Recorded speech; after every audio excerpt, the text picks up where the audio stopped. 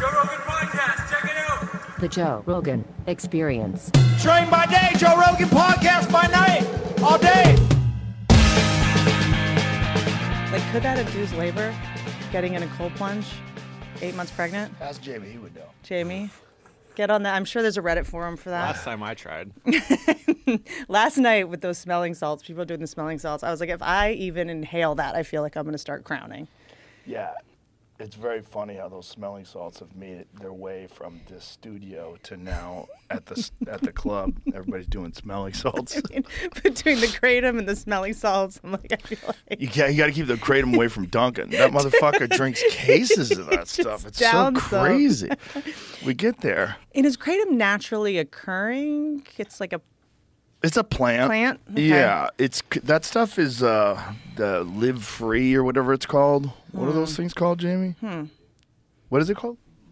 Live Free? That's Something the like brand? That? I don't know. Huh. But they used to have them at like Sun Life. You know that place? Organics? Yeah.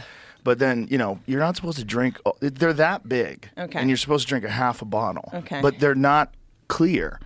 So you have to kind of like hold it up to the light to see where half is. You got to guess like what half is. And a lot of people were just drinking the whole thing and they were getting fucked up. Yeah, there was a time when you were out of town and I was at the mothership and everyone was doing like 4 or 5 things. I was like, you guys, when Joe leaves, we can't all just get addicted to drugs.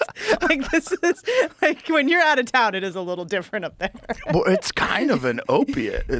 I don't know what exactly is kratom. And it kind of is an opiate. It's legal? Yeah, it's legal. Okay. Totally legal. I had a guy that was on my podcast once that used to be an opiate addict, and then he started taking kratom. And they were selling it as pills. And he said, well, if you take a small amount of it, it actually acts as like a stimulant. But if you take a larger amount of it, it's a different effect. So I said, how many do you take? He says, I take 10. I go, you take 10?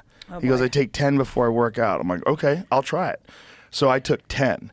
And I was high as fuck. It's a weird high because it's like I felt like, I'm pretty aware of my body. So I'm like, my motor skills feel perfect. Yeah. Like I don't feel like anything's wrong. Like I feel like I could go do stuff. Yeah. Like I'm not like, like shit, like drunk or anything like that. I go, but I'm definitely affected. So what is this like?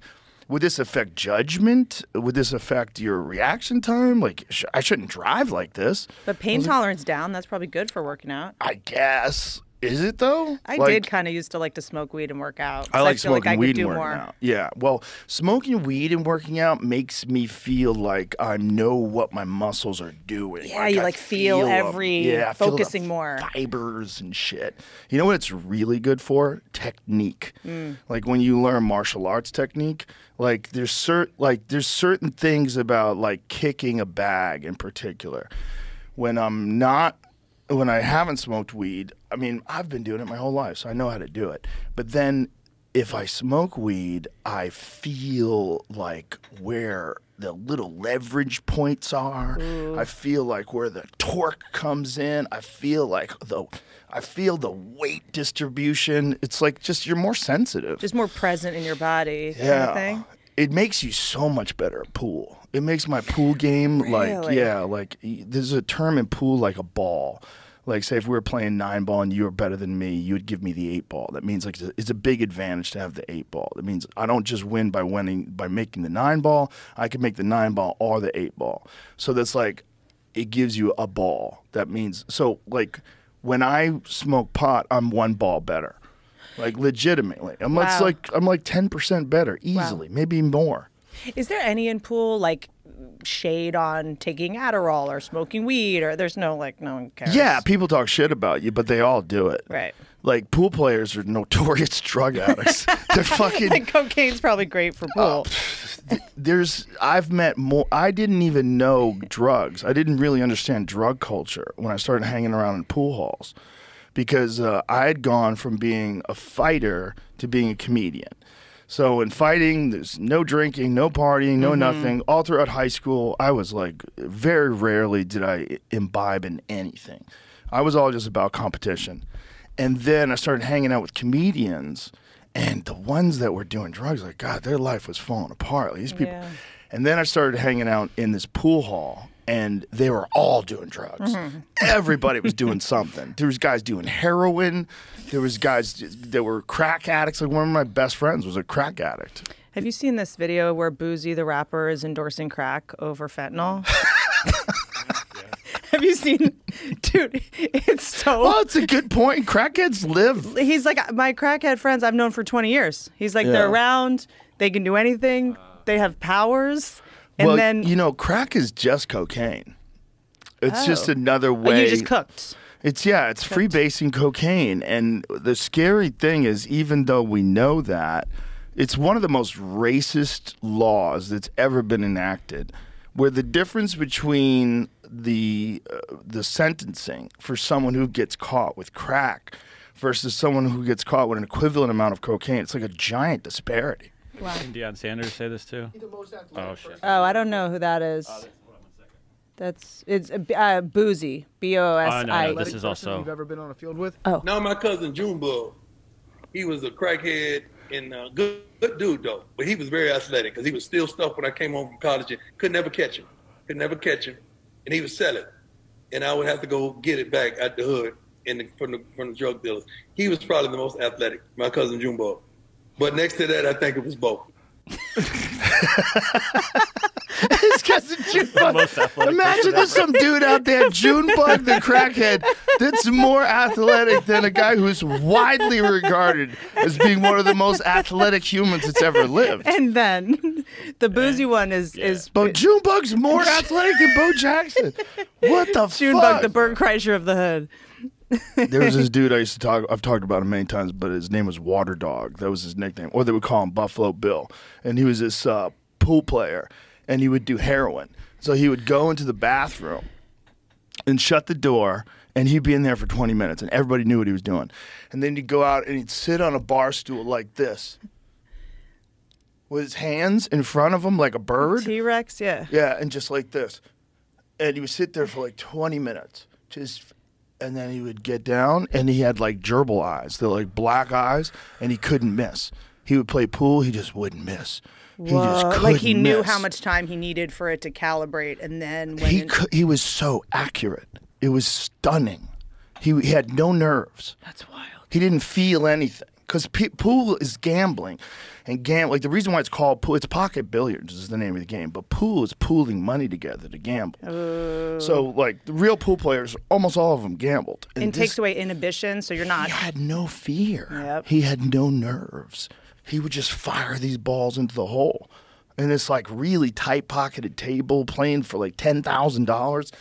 And I was like, this is nuts. I wonder what it's like. I've never done heroin. Must be pretty awesome if people are trading their kids for it. Yeah, I got morphine when I had my knee surgery once.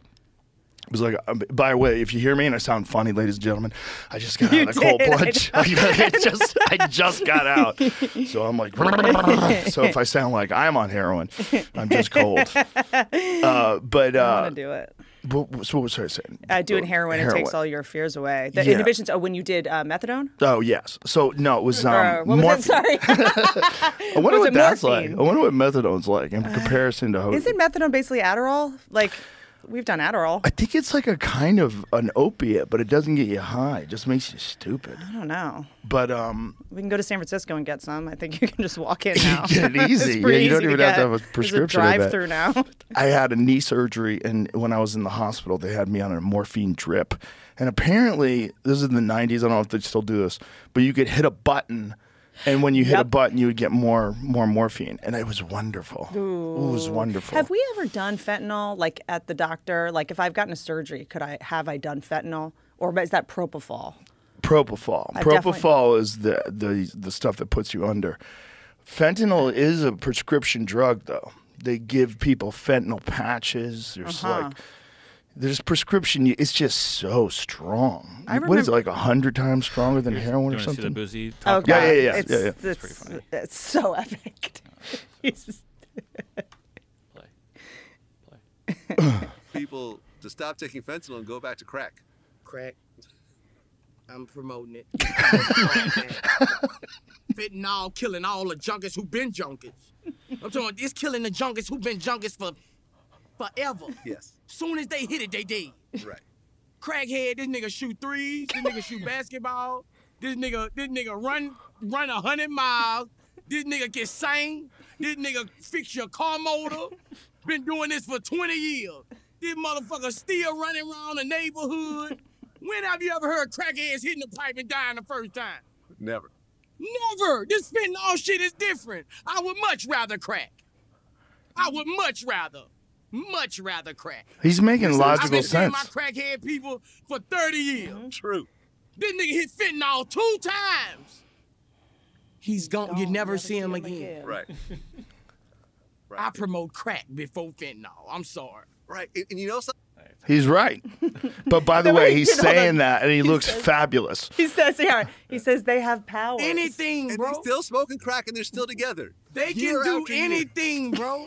Crackhead, bro. Whatever was in crack, they gave them a real powers. Did you ever see the video of the crackhead with the kangaroo? No, I ain't seen it.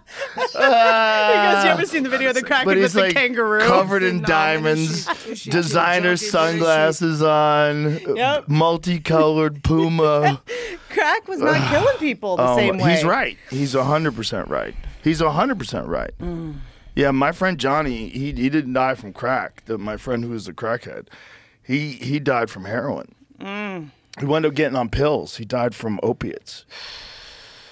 I told you about what happened with I had a raccoon in my yard, and You've got Guatemalans trying to sneak over the fence. You got. Did you have like the fucking people casing your house? Those, the teams the that were Chilean mafia. the Chilean mafia. That's So right. the only people cleaning up homeless people now in LA are Scientology and the Chilean mafia. And the Chilean mafia basically takes homeless people, gives them a BMX bike, gives them like outfits them. And yeah, and I sent you the video of them casing my house because they were robbing people in Brentwood and Santa Monica, and Yeah. causing all kinds of shit. Yeah, and they're well known. It's like a well known organization. nobody cares. Scientology takes them in. That's what I'm hearing. That's a smart move. Super smart. That's like Wild Wild Country. Remember Yep, Wild yeah. Wild Country? They took in all the homeless people so that they could win the elections. I mean, it's smart as shit.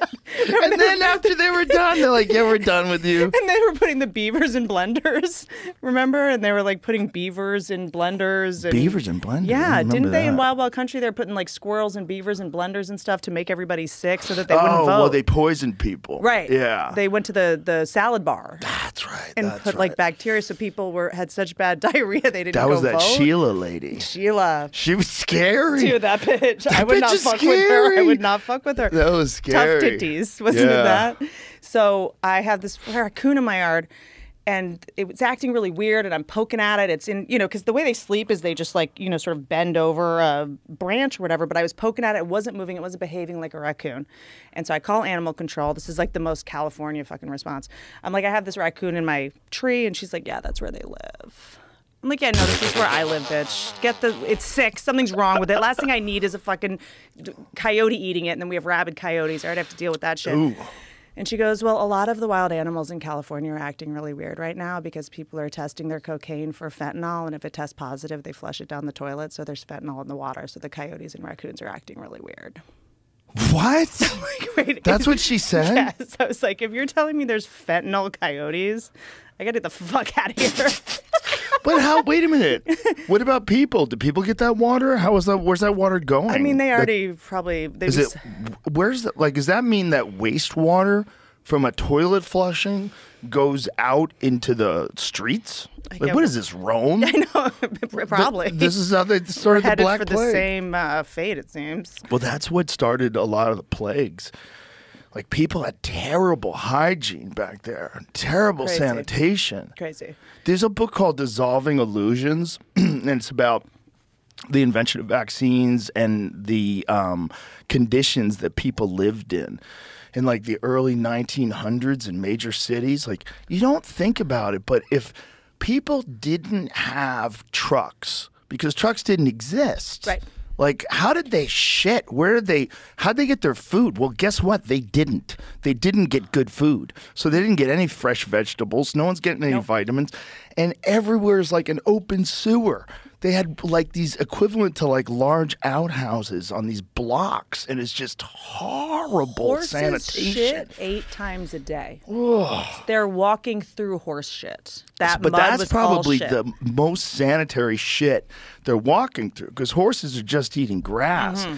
But humans, we're eating meat and all kinds of other stuff, and it's fucking coming out of your ass. Like, dog shit smells so much worse than deer shit. Like, deer shit doesn't smell like like little anything. pellets. Yeah, yeah, they're it hard smells little like pellets. nothing, because they just eat grass. They eat grass, they shit grass. It's like just grass going through their digestive system. But dog shit's just like, what did you eat, Sally? I mean, people. Like, Sally's over there eating dead raccoons and I mean, squirrels. People used to die of just dysentery. Oh, like, yeah. it was just if you had one cut and walked down the street, you're just. Well, how about staph infections? People Yep. almost die of staph. Well, they probably do die of staph infections today if they don't get it taken care of. But staph infections are scary as shit. And people have always got those. You would just get cut and you'd get infected. Just wild. I mean, it's like, yeah, with all these like sort of issues now with depression and anxiety. Back then, you had such real things to worry about, like how do I get home without getting covered in shit, without getting dysentery. There was no time to be depressed. There was no time to. That was the only thing to be anxious about. Well, you were always vulnerable. I mean, trying think to about all the survive. times when you were a kid where you got hurt. Like when I was a kid, I broke my arm once. You know, you fall down, you got to go to the doctor, you get this, that. Back then, kids just died. Yep. They just died. You Yep. get a broken leg, you're dead. That was it. But also, I'm fascinated because, I'm about to have a kid, and I want to make sure he has a little adversity, And like, I was with a friend of mine at the playgrounds now. They're like rubbery, and they're all made of plastic and shit. Like, when's the last time you saw a kid in a cast? That's true. I see him occasionally. Like, every kid's is Texas, so kids do normal shit, But I remember we used to there used to be a cast with a metal bar. Right. When I was in school, it was a metal bar. Remember, kids That go would, to your hip. The people Yeah. would have one that went all the way. We Yeah. spent the first 45 minutes of school signing casts. Like, everyone was That's in a cast true. when we were kids. That's true. You know what I mean? Remember, the seesaws are gone. Yeah. Slides used to be made of sheet metal. Mm-hmm. They're like plastic. Do you remember there was like a chain, like a pirate ship chain we would climb up? Oh, yeah. Like, we get tetanus, getting pinched. Like, Seesaws. dude, what was more dangerous than a seesaw? You're fucking up in the air and your fat friend jumps on the top of it and you go flying. You were always the asshole. You'd just be on the bottom and wait and then step off it and just watch them careen to the ground. It was just, dude, we used to play bloody knuckles all day. Like, we would just punch each other in the knuckle. We would just be bleeding at all times. How about those things that spin around where you spin your friends around as a fast as merry-go-round? possible? You know, the ones where you're like hanging on, it's just a wheel. It's not really a merry-go-round, it's much smaller. But you'd be spinning that motherfucker and you'd grab your friends, you'd try to like literally make them fly off It's of just it. a lazy Susan for pedophiles. Yeah. Just kids in the park. Just, yeah, dude, I would get stuck under. You'd get under the merry-go-round. Remember the jungle gym where you would just, it was like scaffolding basically, and Yeah. you'd hang upside down with Ugh. no ability Yeah. to. We used to Under play. concrete. We used to play in tires. We would just get in a tire Yeah. and roll down a hill. That was just a Normal game. shit. We did play on concrete. Yeah. And there was like it was just like a construction site is basically what we used to play on. Yeah, kids today, unless you live in a terrible neighborhood, that's not generally the case. No. It's like a mushy now, although I was But isn't that smart? what I know, we're like, let's go back to We don't how it want was. these kids to get hurt. Did you see this video a couple months ago where this cop goes down the slide at an enormously fast speed? Oh, I think I No. It doesn't make sense at how he gets to speed. So you see the slide right here. I'll play it Okay. real fast, but it That's doesn't make wild. sense how he gets going this fast. Let's see. Is he gonna get hurt? I mean, he probably did. Oh, Jesus. He's Jesus. flying down the slide. Backwards. Yeah. Face first. Or face. Well, that's a really dumb way to do it, first of all. Jesus. It's crazy. I don't know, dude. Looks Why like did he do it belly down? That just seems like, the I whole think, thing doesn't make sense. That's I like an lost the ad for video. Kratom. I don't know. He seemed like he wasn't totally conscious well- when he came out. not a lot of people want to be cops these days. It's a tough job. Sometimes you're not getting the best of the brightest. It's kind of true.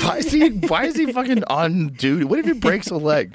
What if he broke his ankle flying out of that fucking thing? and- Workers' comp. It's Does like, he even no. get workers' comp for that? No. Like, sorry, dude. But it is wild. I think how much more like physically we used to have to contend with. Yeah, but you can get your kid into jiu-jitsu.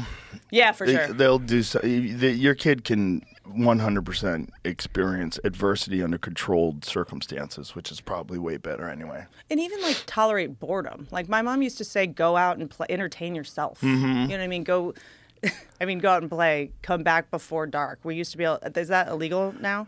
You could do it in certain neighborhoods. You could do it more here than you can other places. Yeah.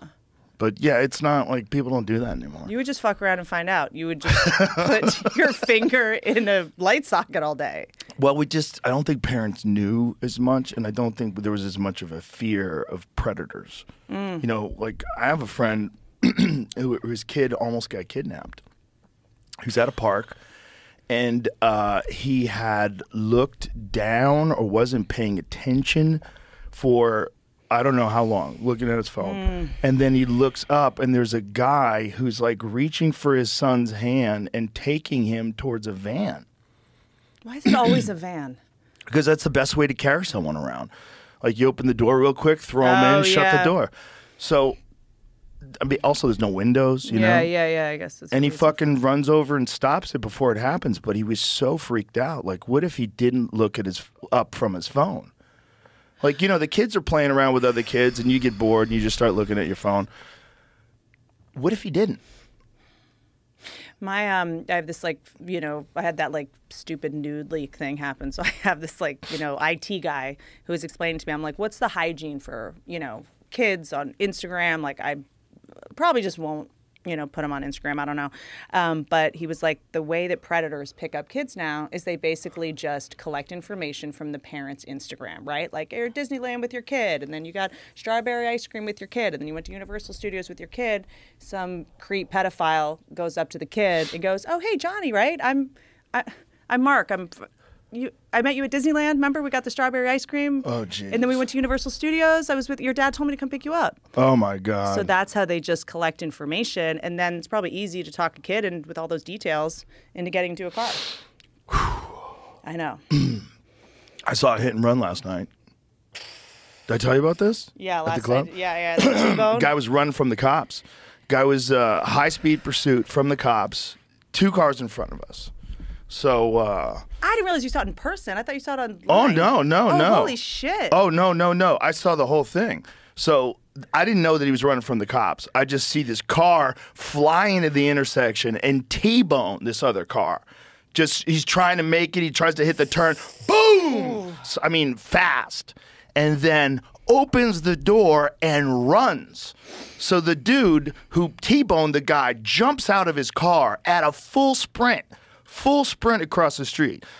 And me and the guy I was with were like, he's probably drunk. Like, he's probably realized he fucked up and he's drunk and he's trying to run away from the scene of the crime. Oof.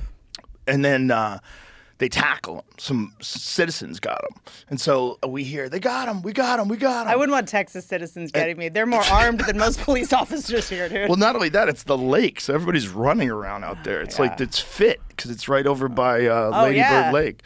So this guy apparently was in a high-speed chase from the police and just slammed right into a car. I mean, easily could have been us. It was 2 cars in front of us. That's fucking wild. But it was boom! Like, I don't think I've ever seen in person someone hit a guy with a car that hard, like up close. And it went into the passenger side? Oh, just smushed the side of this car. This car went flying.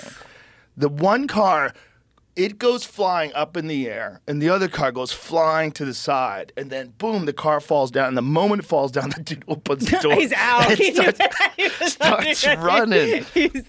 And he was dressed like he just got done playing golf. It was so weird to see. He's like wearing like a golf shirt. I love that his first instinct was, I'm just fucking run. What did he do wrong? He just probably ran the had light. a warrant out for his arrest or something. It was can't. probably something, because if he's running from the cops, something was going on. When you see that shit real up close, it always blows my mind. Like when I first moved to LA, I lived right above Ari on Miller Drive above Pink Dot so that I could be close to the Comedy Store.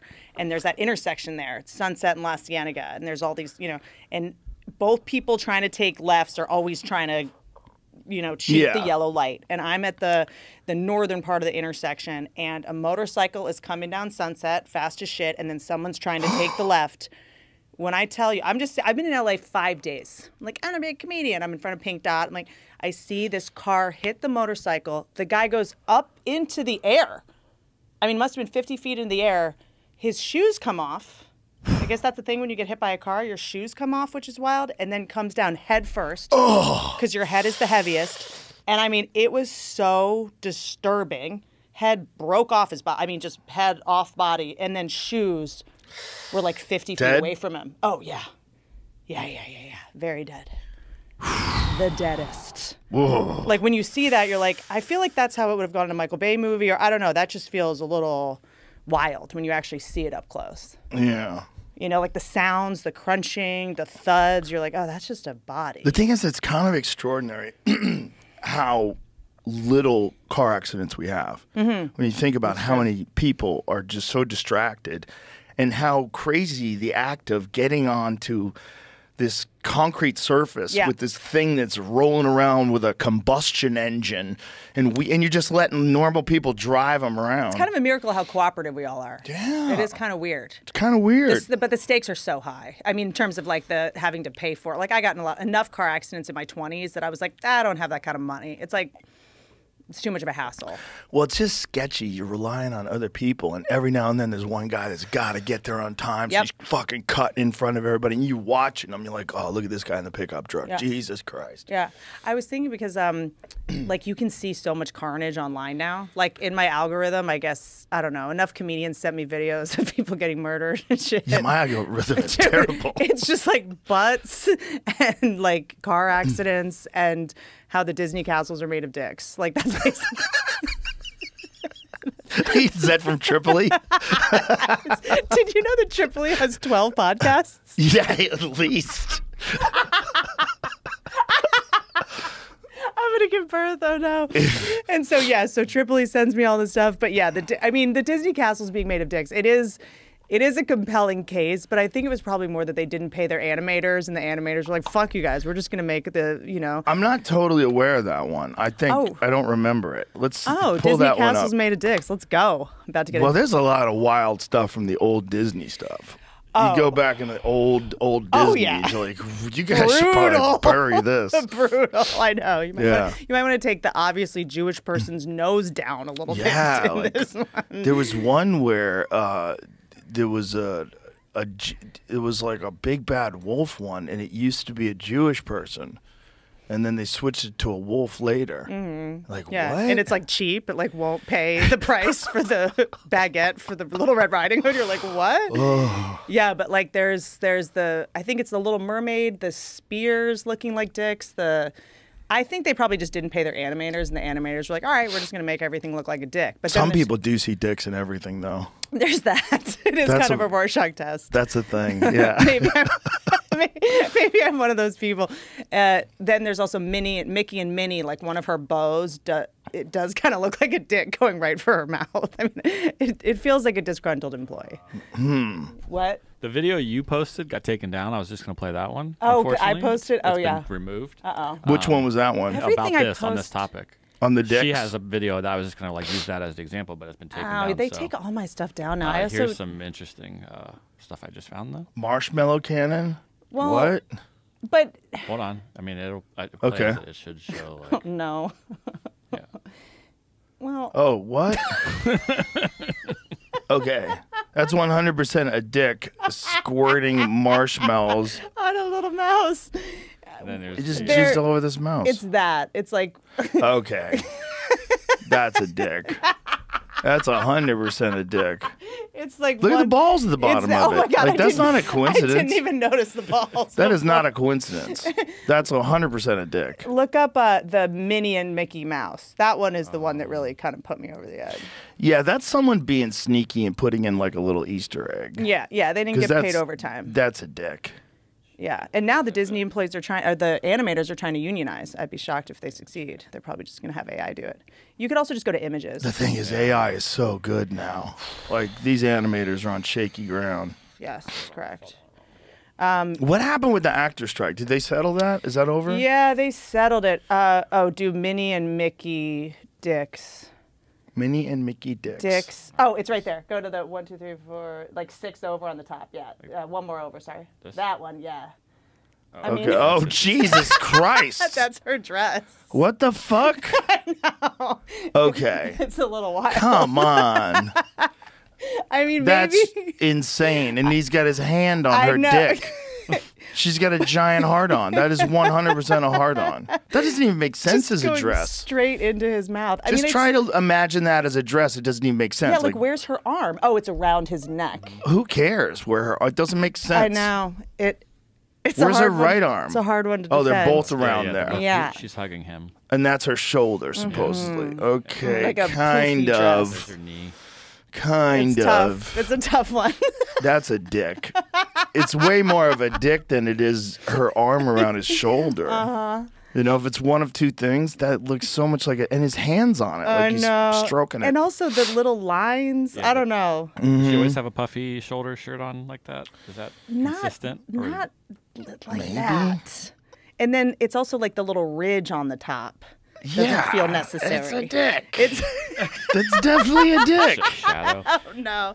It's Oh, no. That's 100% a dick. Oh no. Yeah. I'm gonna get a dart in my neck any minute. Disney's gonna get us. They're already in trouble. They fucked up. They went too far. You were telling us about the South Park thing? Oh my god, dude. Jamie, have you seen the new South Park? I definitely saw clips of it. I It watched is the whole so episode funny. First of all, Cartman has been replaced by a black trans woman in like the ulterior universe or whatever. And the whole thing, well, it's really incisive commentary. Obviously, they always do such a good job with this. It's the Panderverse, The which is Panderverse. hilarious. It's such a great name. All the handymen are the richest people because no men know how to do anything anymore because they went to college. So it's all about how college has made us stupid, and we need handymen to do everything now because we're using Siri and whatever. So there's the handyman bought Instagram and now is like going to space because he's just a billionaire. And then Cartman is is it Catherine Kennedy who runs Disney? But ran Lucasfilm and whatever, and her whole thing is just make it a girl and make her gay. Make it a girl and make her gay. For every movie they're pitching, and she gets like served food at a restaurant, and she's like, "I told you to make it a girl and make it gay." It's hilarious. It's so well done. Yeah, how did they people that are that goofy get in control of media like that? I think that like there's I think we're gonna look back at this time and go like, remember when we thought 300 comments on Twitter represented everyone? Right. Remember when we had that confirmation, but we got scared of a bunch of tweets, half of which might just be bots or truly crazy people? Yeah. You know? I don't know what the statistic is now. Also, people crazy enough to be commenting on things all day. Yeah, good or bad. The people that I know that are on Twitter all day commenting on stuff, they're mentally ill. That's right. Like the ones I know are mentally ill. I know they're all fucked up. I know they're medicated to shit. Yep. And then they're on there freaking themselves out, arguing with people all day. I think not only are they medicated on whatever they're on, but also I think Twitter is a drug. I mean, It's a you drug. get that hit of self-righteous indignation. You get it's like the people who write in to complain about their Mr. Goodbar being wrapped weird. You know what I mean? And for actors and people in show business, it's almost like you're testing yourself out, like writing scripts for yourself Yeah. to be like a hero in this scene. And like I think a lot of people need to be heard. Totally get that. You know? Oh yeah, that's real too. That's real too. I mean, there's a real application for it in terms of your ability to communicate about things and learn more about other people's perspectives if you can cultivate a good group of humans. But if you're famous, that's not tenable. Like there's too many people. If you're dealing with a product like a Disney film, there's just too many people. There's too many people. You're never going to be, and you're just going to encounter what you encounter. It's random. It's not like you're getting the ones from, like, I went to Stanford and asked the psychologists what their opinion on. No. You're just getting getting the wildest of wild opinions from who knows how many different groups of people. Yeah. And you just, whatever you scroll into, that's what you read. Do you think there'll be a day where we look back and we go like, remember when you could just like be on Twitter all day? Like, Yeah. is it going to be the way we are with cigarettes now? Remember, you used to be able to smoke inside. You used to... No, because people are just going to keep doing it. Yeah. Because it doesn't physically feel bad, even though it is bad. we're really bad at things that don't burn our fingers. Like, ouch. We're really bad at just continuing to do certain things like a Twitter type deal, or just any kind of online social interaction is so different than regular human interaction that if you get used to doing it all the time, it kind of like reprograms the way you communicate with people, period. It's just like the new normal. Yeah, you see people like spill over, like Twitter talk spill over in real life with horrible consequences. It's like my favorite Mike Tyson quote is the problem with people today is you can talk shit and not get punched in the face. Yeah. And then you see him talk shit in person, it doesn't go so well. Like, yeah. That's real. I mean, you're supposed to have consequences for your behavior. Like a bunch of my friends that are parents say that like bullies will come in and they'll say the craziest shit just because they've been on Twitter or online or on those video games where you're allowed to like talk shit, and then you go into the real world and it's a little different. Yeah, there's plenty of those videos on my Instagram too. People getting fucked up. You know, I was thinking about this because I was like, is it new that we are able to see horrific shit just like constantly? Yeah. But I was thinking of like, what are the other like collective visual like traumas we've had that we've seen? And I kind of missed this a little bit, but I remember hearing about it because I had an older brother. Remember the Challenger explosion? Oh yeah.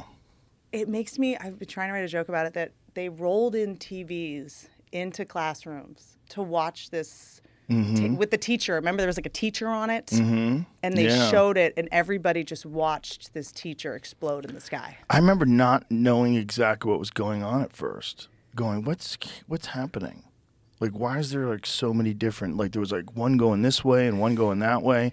And then they started talking about, oh no. Oh no. And then you realize like, oh shit, did that thing blow up? Because do you remember watching it at first? Like I didn't know exactly what was happening. I watched it recently and kind of was like, oh, I remember watching it like on the news when I was really young and not understanding what was going on. Can you pull up the Challenger explosion?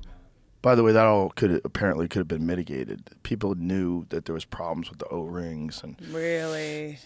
You gotta think how many fucking people are involved in those things and how bad the government is at almost everything. Yep. Almost but everything. They looked for the teacher. It was like this whole thing. Look at this. Okay. Oh, people gathered in theaters. Yeah. Full throttle and point of highest stress. A massive explosion. Ugh. The cheering stops. The horror sinks in. 7 Americans with the highest hopes. $1 billion worth of the highest technology. Gone in seconds. The worst disaster in the U.S. space program ever. It's like a jellyfish. Good evening. This is the CBS Evening News. Dan to Rather watch that live. Never before in 25 years of He's a stud. What a weird thing we try to do. Fill giant tubes up with combustible liquid and then light an explosion and shoot them up into the fucking sky like, what are the chances get out this of Earth's would gravity. Work?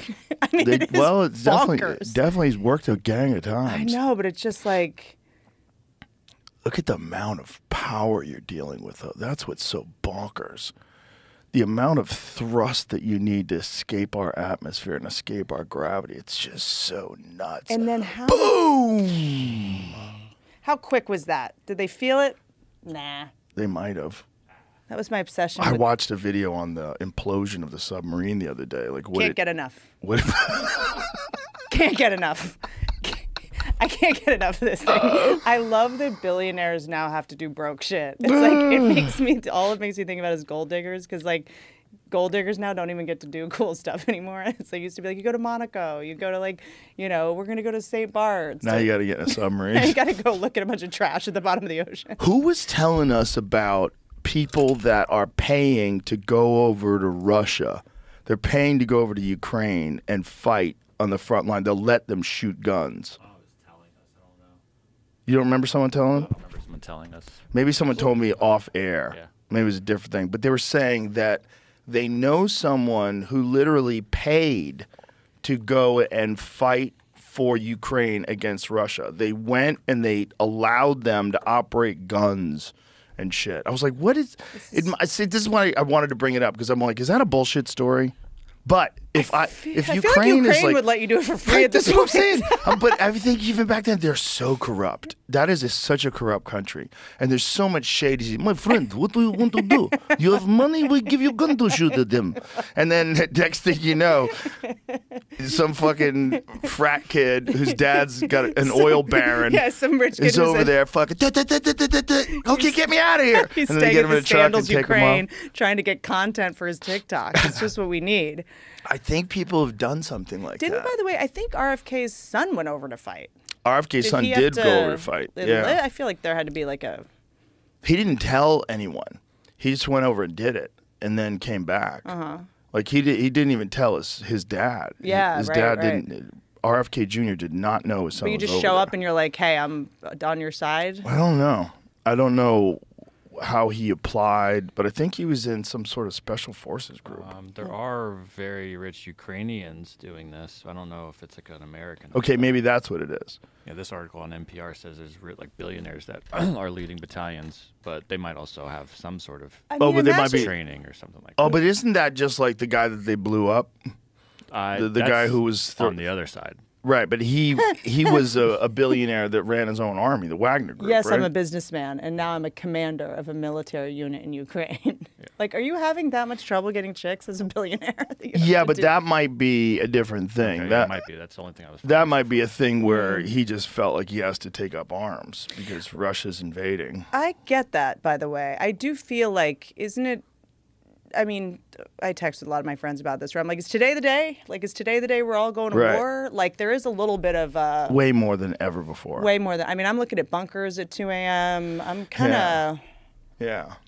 I mean, what if draft happens? Can you imagine our 18-year-olds going TikTok kids getting fucking drafted. eating Tide Pods, going over there? Like, Yeah, draft is it would be a real issue with the morale of this country and the suspicion of like the government doing unethical things and the trust and whether or not these kids could even survive. Yeah. Like, just survive boot camp. yeah.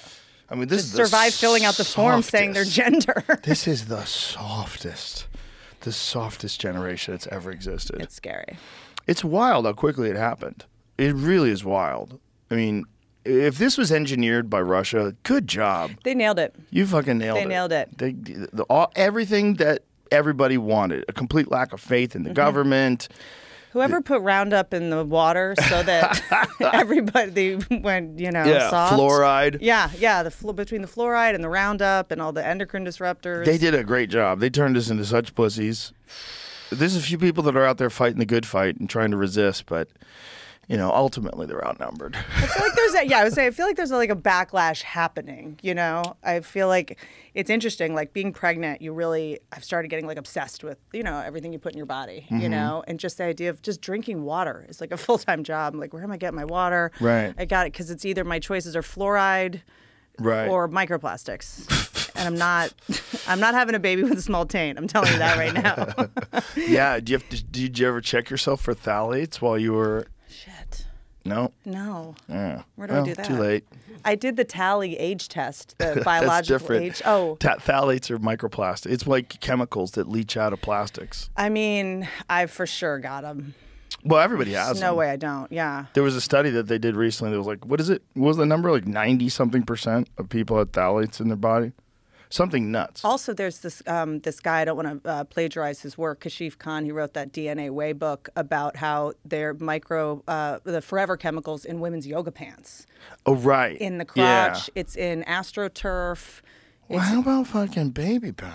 Dude, we used to put it in our underwear before basketball games. Yeah. There's been 50,000 lawsuits. Yeah. They've paid, I think, over $8 or $9 billion, which is probably nothing to them. But women getting ovarian cancer from the asbestos in it. Yes. And then also the miners of the talc. Yes. Yeah, that's what I was reading, that talc and asbestos are often in the same spot. And they don't filter it out well. To what? Like, they don't even test to see if the talc has asbestos in it sometimes. Johnson & Johnson's gotten away with some wild shit. Well, that's a wild one. How did they know? We were like, putting this it on is babies. what I want to know is, did they know? Like, did they know that sometimes their talc has asbestos in it? It was just too problematic to sift it out and figure out what's what?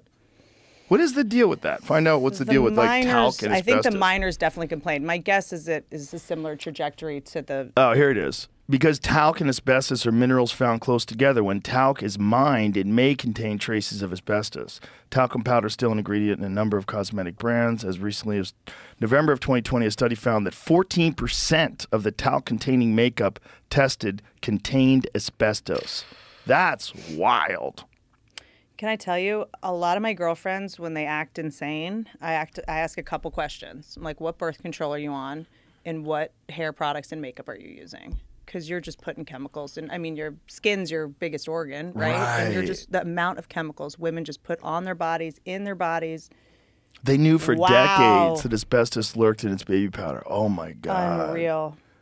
That's crazy. Unreal. This is Reuters. I want to say it was in St. Louis, but it was over 50,000 lawsuits. Oh, my God. That's so crazy. Johnson & Johnson didn't tell the FDA that at least 3 tests by 3 different labs. Unreal. From 72 to 75, it found asbestos in its talc. In one case, at levels reported as rather high. Who says rather? Who says rather in that context?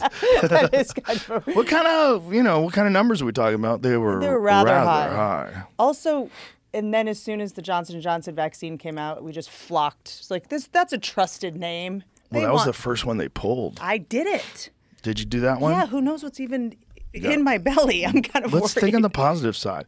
How come in comic books, whenever someone gets like exposure to radiation or some kind, they get superpowers? That's true. I got pregnant at 40. This is a vaccine injury, 100%. Isn't it supposed to be the opposite, though? It's supposed to stop women from... Yeah, I guess women were having a lot of fertility problems. Yeah. And pregnant women that took it, their placentas were hardening. There was a lot of sketchy stuff happening. Yeah, fertility is going down in a way that's super alarming. Do you think people will be more skeptical of novel medical interventions in the future?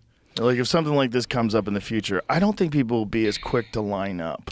I think fear does wild stuff to people. But we never had like not. that much of a reason to distrust the medical establishment as we do now. Yeah. Just like the videos that you could watch of them saying it's 100% effective, it's 80% effective, it's effective against preventing severe hospitalization or death. Yeah. I think that, I mean, at least the people that I know are very suspicious of stuff like that. But the thing that really freaks me out is even natural remedies are starting to be bought up by these corporations. So, Bragg's apple cider vinegar, Bill Gates bought it. Oh, God. Bill Gates now owns one of the few natural healthy tonics we had, and he's putting the apples in it. With the Appeal? The Appeal, the creepy ass. Oh, what is that? That's like a coating that they spray on the outside of vegetables? It's like some schmegma to keep the apples preserved longer. Is it just apples? Is he just so obsessed that he didn't invent Apple computers that he's just like just poisoning everything apples? No, he just has to. But yeah, it's like for Costco apples to stay fresher longer. But what is in it? I would love to know. I would love to know. These motherfuckers, they get stuff out there before anybody's aware that these things are a problem, and then like years later, you're like, what's in it? Talc, asbestos. Yeah. And then you don't find out till later. So it's like talking about this and just being like, being suspicious about like, should apples last for 4 weeks? I feel like Bill needs a hug. Like, why are you working so hard? Did you see the video of him against trees? What? Bill Gates. Look up Bill Gates against trees. He thinks you should bury all the trees. He's like, I don't plant trees. Like, he doesn't believe in trees. What? Someone needs to blow this guy. I volunteer as tribute. I'll jump on this grenade. I don't know what. I mean, and then I guess he owns half of the McDonald's potatoes for the French fries. Bill Gates gets real about climate change. Planting trees is complete nonsense, but the end of the oil and gas era is finally in sight. Planting trees is complete nonsense. We don't think planting trees is good? Aren't planting trees, don't they make oxygen? How would it be nonsense to have something that filters carbon dioxide and makes oxygen? I think he's done too much of that appeal. Claims circling that Microsoft founder Bill Gates supports chopping down 70 million acres of trees, but the truth is more complicated. Oh. Oh, is it? What's complicated? Shock. There's a video of him like being very glib about it. Yeah. Promoting deforestation. Okay. Cool. What? Cool cause. Well, I think he kind of wants to regulate the weather, right? The startup company has a unique concept for the removal of trees to protect California forests. Well, there's something to the removal of dead trees, and that's something that actually Trump talked about when the wildfires were hitting California. He said he was going to cut off their funding if they didn't take care of their forests. But I don't think that's what he's saying. No, I don't think that's what he's saying I think either. he's saying, like... But what you're supposed to do is trees die, right? And they die, and then they fall, and you get deadfall, and that stuff dries out, and that stuff becomes highly flammable. So if you got a gang, like there was an issue back a few years ago. There was a thing called the bark beetle. Do you remember that? It was up in like what's that lake? Big Bear. It's like up in that area. It's where all my friends go to relapse.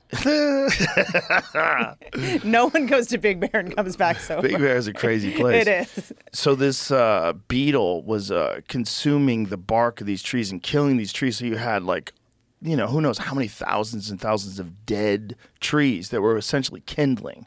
And so when a wildfire happened, it just burned right through everything because nobody had ever removed the dead trees. Yeah, you got to do that. And that's the thing about a lot of these forests is that if you got a lot of, but it's also like the amount of resources involved in removing all those dead trees. Yeah. Over who knows how many acres? Like, yeah.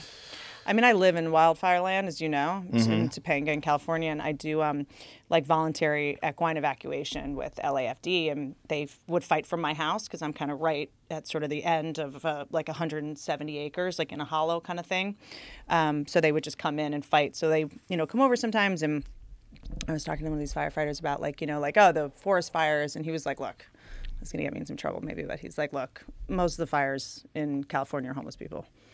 But we can't tell people that, or else people would just start taking baseball bats to homeless people constantly, you know? Jesus So it's like Christ. a lot of it is like fires or smoking or little Campfires. Campfires. yeah. Campfires. Yeah.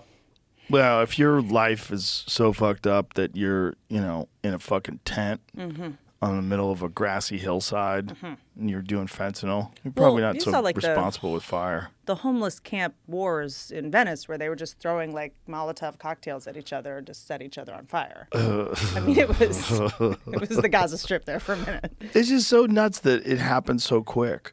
So quick. Again, Russia, good job. You guys nailed it. Yeah. Like whatever you did to our education system, whatever you did to Yeah. crush our faith in democracy, Well, it also amazing work. Yeah, and just a testament to how like one sick bill will put you out. Like what, and people can't afford housing. There's that, but it's mostly mental illness and drug addiction. It's mostly that. There's people that are down on their luck, but those people usually find a way back. It's mental illness for the most part, and drug addiction, and you know, and also the community that comes from a bunch of people that are also just as fucked up as you. People like to be around. If you're a fucking mess, you like to be around other messes. You don't want to be a mess and be around Jocko. He's out there getting up at 4:30 in the morning and working out, and like you want to be a mess around other non-ambitious people that are just laying around. And that's their community. It's pretty wild. In California, you can be homeless. I mean, the homeless people in California, they're not trying to, they've got ring lights, they've got cell phones, they're getting their morning sunlight. It's not that cold out. It's not that big a deal. They can get a 24-hour gym membership. They're in shape too. I had my dude. They look great. It's that gym membership. They're barefoot. They're grounding in the grass. I mean, probably healthier than most of us. They're probably living the lives that we're all trying to learn to live from these, you know, high performers. But I got my laptop stolen out of my car outside the Improv on Melrose, and this guy, I wasn't going to fight with him about it, but he was like cut. He was ripped. He looked great. He looked like Goggins. I mean, he looked great, you know? And it's just kind of a lifestyle at this point. I don't think they're trying to change it. Well, also, if you steal anything that's less than $900, they don't even arrest you. That's right, with the stores and stuff. Which is fucking the dumbest shit ever. And then these mass lootings where these kids organize. Oh, yeah. That's crazy too. Yeah, yeah. It's like this is a complete collapse of society that's happening while we're here. So it's hard to really understand the scope of it unless you could have like a go back in time machine and like see what those same streets looked like 20 years ago, see what these same stores were like 20 years ago, and then see what's going on now. It's like, whoa. Yep. This is like a fucking RoboCop movie. Something's wrong here. Yeah. Real wrong. Just gangs of people. Yeah. Organizing to steal and then what do? They put on eBay. They just are. Whatever you got to do, man. I mean, it's like with what's going on in this country, I'm almost like, good for you guys. Good for you to steal my laptop. I don't Is that not what you're my saying? that. I didn't want that. What are you I had saying? some good jokes in there. Good for you. One time, Janine Garofalo was on stage, and she goes, "Yeah, I lost my my joke notebook in St. Louis. So if you see anyone bombing around town, let me know." There is something when you lose something that has jokes in it, where you're like, Yeah. "I just want that back because I don't want people to see my jokes in progress." How embarrassing! Oh yeah, that's true too. Or just the notes, like Yeah. you know. It would be Dicks is in it would capital be an letters. evidence in a crime. I'm like, I'm definitely going to jail if anybody sees my joke notebook. It would be like one of them physics papers, though, like where you're like, I don't know what they're writing. Yeah, exactly. What is Like, this? who's This schizophrenic fucking person? arrows pointing to dicks, and this arrow pointing to clouds. I have been kind of writing in a notebook recently jokes because, like, you get on your computer and then you get a pop-up ad, you want to go out and you're like, oh, I'll just research this, and then you're in like a wormhole of Disney dicks for 2 hours, So I've started writing more, and I've got this joke notebook, and I'm like, oh, God, but I don't have my name on it or anything anymore. You don't want to lose it. Well, yeah, I mean, Yeah. it's a portrait of insanity. Do you take photos of each page? I should do that. Yeah. That's really smart. Then you could just open them up, spread them. You can read it. Sometimes I'll do it like in my notes app, like write jokes out and stuff. Yeah. You know? There's some applications that will take written handwriting and convert it into text. That's really smart. I know that Remarkable, that tablet thing, does that. It'll do that for you. You ever seen that tablet? No. It's pretty cool. It's a tablet that it looks like a Kindle, so it looks like white paper, and you write on it With like a with a pen. stylus? Oh, Yeah, just, and then you get with a stylus. Oh, with nice. this- but you have multiple pages, so you write like Whoa. that, and it looks like paper, but then it'll convert it to text for you. It convert it to type font. That's crazy. Yeah. But the thing is, it's like you could have 1,000 pages in that easy. And and can you have erase little, easy with it? That. Yeah, Oh, that's cool. you could have little folders and all sorts of different things with it.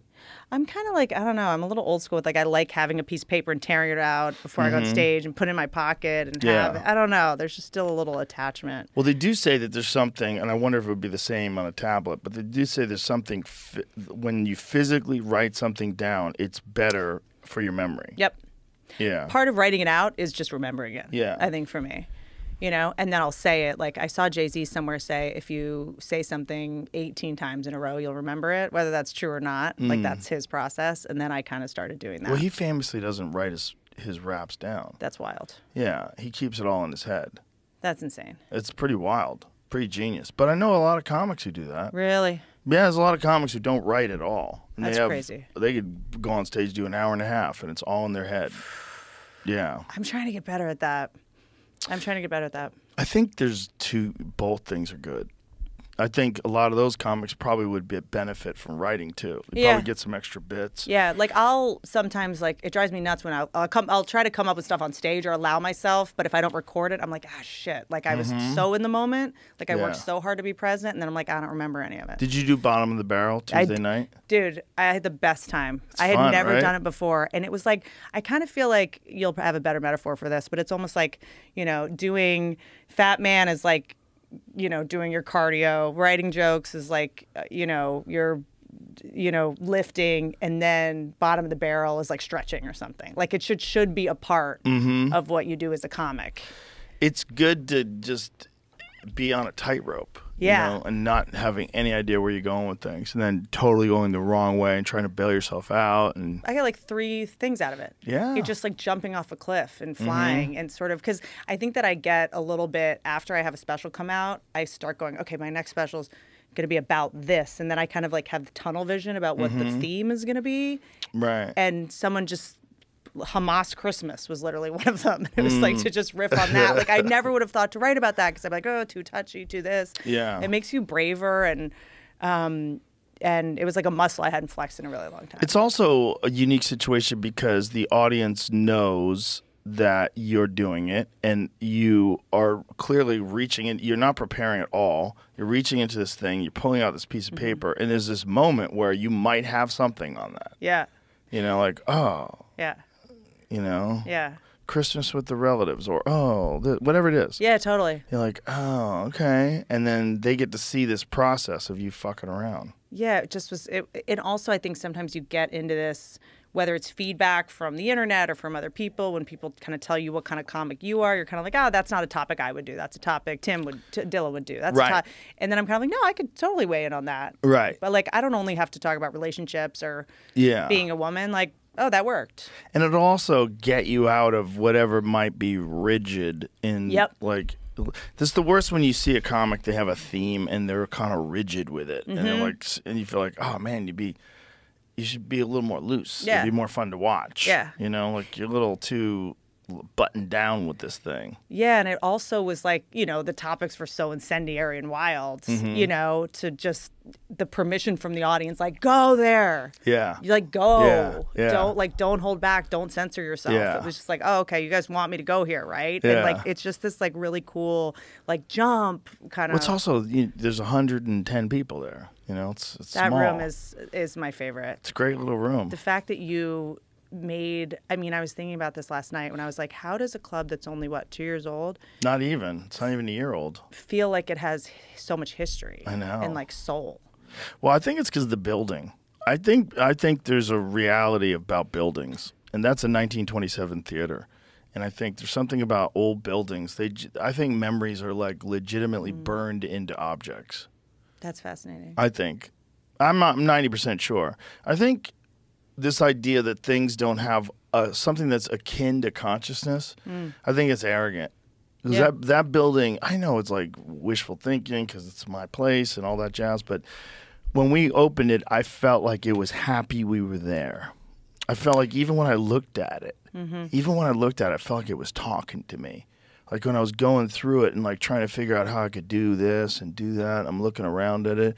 It was like, come on, let's do it. What was that documentary ages ago called What the Bleep Do We Know? Yeah. And remember the particles were in the water, and when they were nice to it, the particles changed, and when they were mean to it, I think the particles there is. Yeah, I don't know if that's real. That guy I think- also ended up in the NXIVM cult, so. Yeah, there was also another person that was talking during that. I think she calls herself Ramtha, and she's channeling like a 1,000-year-old alien or some. Sure.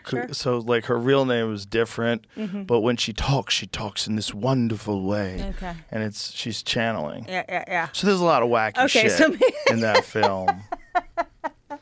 Okay, so they were doing The Secret. Got it.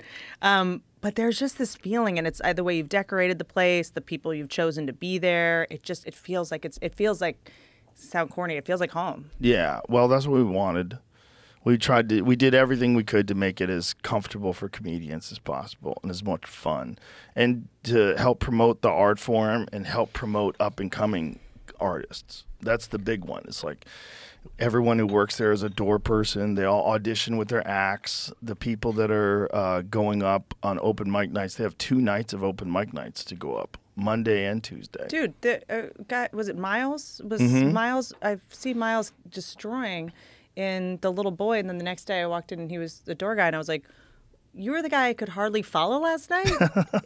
Like, yeah, it's nice. and I think my biggest concern when you were building, and I was like, what if Joe doesn't like running a business? It's just like a hassle. Like it's just like a hassle having employees, and they want to do other things. You know what I mean? But like everyone is like part of this mission there. Everyone feels like a family. No one feels like they're just like there to get some cash. Like, I think everybody realizes it's a very special thing that we've been able to put together. And the fact that the idea to put it together was really just to make, it wasn't like a business idea, like this would be a great way to make money. It was the opposite. It's like, I just don't want to lose any money. But let's put together this business. Let's put together this center, this one hub where the comedians can just be free, have fun, and feed off of each other, and bang joke ideas around with each other in the green room, and and watch each other do sets from the balcony.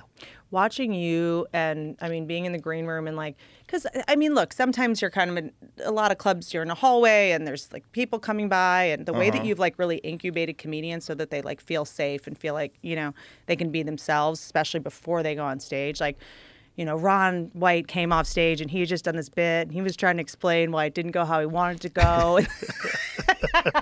Watching Ron White have a joke not go well for the first time in 30 years was funny to watch. It was funny. He was like, I just bombed for the first time. And his complete accepting of the bombing.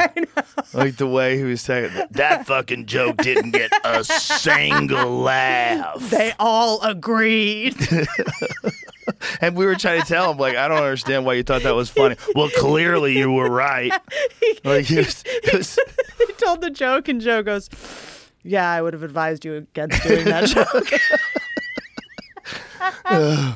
But then we came up with alternative ways to do that joke where were ridiculous. And then you went into this whole other thing, and basically I just watched you put a whole chunk together, and we were all just there, just supporting each other and kind of writing, and everything's that's the best feeling in the world when you're sitting around a bunch of people. You can't hurt their feelings. You're not walking on eggshells, and you can just you're around a place of love. Mm-hmm. That's it. And just just go for it. There's no tension in that room. Zero. Everybody's smiling. Zero. We're so lucky. The best. I feel so lucky sometimes. It's just, I look forward to it so much. It's like medicine. When I'm not there for a few weeks and then I come back to town and we're hanging out in the green room again, everybody's like, hey. You built this thing though, and there's also, it made me realize you have to be around the absence of something to realize there was a presence of something else that became so normal. There's an absence of predatory energy. I know that might sound weird, but the comics, for whatever reason. Nobody's trying to get something from you. No one's trying to get you on their podcast. Right. No one's kind of just trying to get near you. No one's trying to get a picture with you. There's just this agreement. We're just here to get better. Yeah. And we're a family in here, and we're not trying to do anything except get better at comedy. Right. There's always that weird moment where someone weasels into your conversation at the store and you don't know who that person is. Mm-hmm. And they're, hey, I'd love to talk to you about this project. Mm-hmm. And you're like, ugh.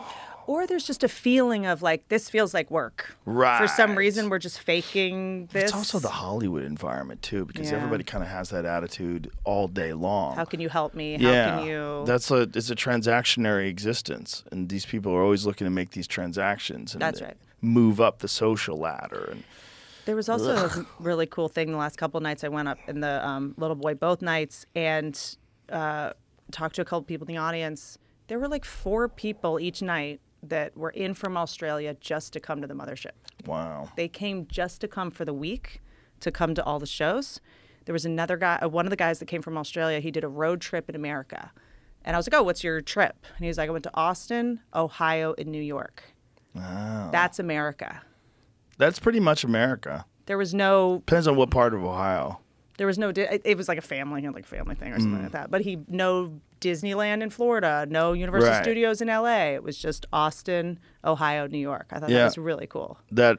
It must be wild to go from one country. If you've never been to America and you see it's basically Europe. There's different countries here. Every state feels like a different country. It's a different country. New York is such a different country than Texas. So LA, California is so different than Texas. LA is also so different that LA feels like a weird simulation now. When's the last time you were on Sunset Boulevard? It's been a few months. But the last time I was there, I was like, Jesus, this is weird. It feels different. House of Blues is gone. It feels like it could fall apart at any minute. It feels like something could go sideways at any minute, and no one's going to stop it. Mm. And it's just reliant upon the good nature of people. It just doesn't seem like people have as much restraint anymore. Mm. It's this, people are more desperate. There's more tension and anger. I mean, so many people lost everything during those 2 years. That's right. So many people. That's right. So many people. And then the business that was somewhat functioning, Hollywood didn't work for 2. And then, because people think about Hollywood and they think about the annoying actors and the, writers and the producers and the directors, but it's mostly crew guys. It's mostly the electric guys, the camera guys. They're making $100 a day max, and they live out in Santa Clarita. Those are the ones that just truly will never come back. Right. And then this last strike put another fucking nail in that. That's right. Because both strikes. To not be in production for 4 years, basically. The city's been disemboweled. Yeah, they were talking about just how much the strike cost Los Angeles. Just the strike. Yep. It's billions. Yep. And a lot of production actually, get ready. You left Hollywood, you try to escape, and it's coming to Austin. Is it really? They're doing a lot of like the film tax credit thing. I think Bastrop, which by the way is awesome. Have you been out to Bastrop? Yeah, it's beautiful. Ryan Holiday has his podcast out there. He bought like a bookstore. It looks like Mayberry. It's like this strip of like a saloon and a bookstore and it's so cute. But Bastrop did, I don't remember what the TV show was called that shot there. It had Elizabeth Olsen and it's supposed to be really good. But and there's a couple other towns that are building studios out here. I know. Sorry. Coming to get you. They'll come. Yeah, they'll ruin it. But I don't think they'll ever turn it into Hollywood. No. What that thing was a place that was created essentially when they realized that it never rains. They said, oh, we could film here all the time. And so they just started moving everything out there. And Johnny Carson moved out there and all these different things happened. And they're doing all these movies. And then the people that wanted to be famous moved out there too. And even if they didn't make it in show business, they became dentists, they became doctors, they became those people populated the area. So there's like an ethic, like a way of thinking in that area which prioritized fame above everything. And everyone that has other jobs there, they're just trying to get a reality show about their job. That's true too. So I had a shoulder injury and I got this massage person, to come help like stretch it out, whatever. And third or fourth session he comes, he's like, hey, I'm shooting a sizzle reel for what it's like to be a celebrity masseuse. Will you be on it? I'm like, what? Can you just... I had a personal trainer who got a show at Netflix about being a trainer. I'm like, can anyone just do what they do without the end goal actually trying to be famous? Well, how about I'm a celebrity masseuse? Can I get a sizzle reel? What the fuck are you talking about? I don't know how to break it to you. You get famous for giving back rubs? Like, what are you talking about? Truly. A celebrity masseuse. I know. It's just everybody's trying to get famous, and whatever vocation they're doing is just to try to get famous at that. I want to be a famous interior designer. I want to be a famous dentist. I want to be a Hollywood something. But also, if you want to be more successful and get more clients, that is the way to do it. I mean, if you're utilizing social media, like if you're a trainer and you look awesome, like you're going to get a lot of clients on social media just from that. It's actually a good marketing move, but... It also has that gravity of possible YouTube / TikTok / whatever fame. And then you say, okay, I can make a living off of this. Yeah. There's just I don't know. I think for me, it's like what we do is like, I was talking to one of your guys up front and, being a comedian, it's weird because it's like there's a point where you go, like now that I'm having a kid and I'm kind of like, oh, you can't undo fame. Like you can't undo that. And I remember... You could fade away. You can fade away. You can become irrelevant for sure. Yeah. But especially at this day and age, you have to fight so hard to probably stay famous. But it's kind of like, it's one of those things. I remember Bill Murray said one time, someone asked him like, do you hate being famous or something? And he goes, what I would say to people that want to be famous is try getting rich and see if you still need to get famous. Which I kind of liked because sometimes you're like, no, I just want to be able to pay my bills. But as a comic, I remember thinking like, no, you have to get famous for people to buy tickets. There's no way otherwise. Like I got to get a sitcom so people know me and then they're going to come see me do stand up. I was just talking to Bert and he ran into a group of comedians that aren't doing so well. And aren't selling tickets on the road. And they were asking to go with him and this and that. And, and he's like, oh, Jesus, like, it's not easy for everybody. No. There's some people that, for whatever reason, they never marketed themselves very well. They never got the attention they felt like they should have deserved. And now they're in their 50s and they can't sell out a club and they're fucked. And they can't make a living, so they're not paying their rent. And it's like, it's not good. Yeah, I mean, it's a tricky one. And like, not to like... plug, I have this special coming out, and I know you and Matt Rife talked about OFTV. It's OnlyFans, the TV section, where I'm doing their first special. But they're doing, remember like Live at Gotham? Remember there was like Evening at the Improv? There used to be specials for comics that couldn't get the Netflix special, couldn't necessarily do the hour. If you were maybe like a, quote, middle-class comedian, you could at least get screen time or get a good tape. You could go on Fallon or whatever. But you like, could headline at a road club. That like doesn't exist anymore, you know? So it's cool that they're actually doing that so that comics that can't necessarily get the hour special or sell out clubs can at least get some kind of TV exposure, because Comedy Central is just like a Squarespace at this point. It's just like a plug-in. I don't even know how to get it.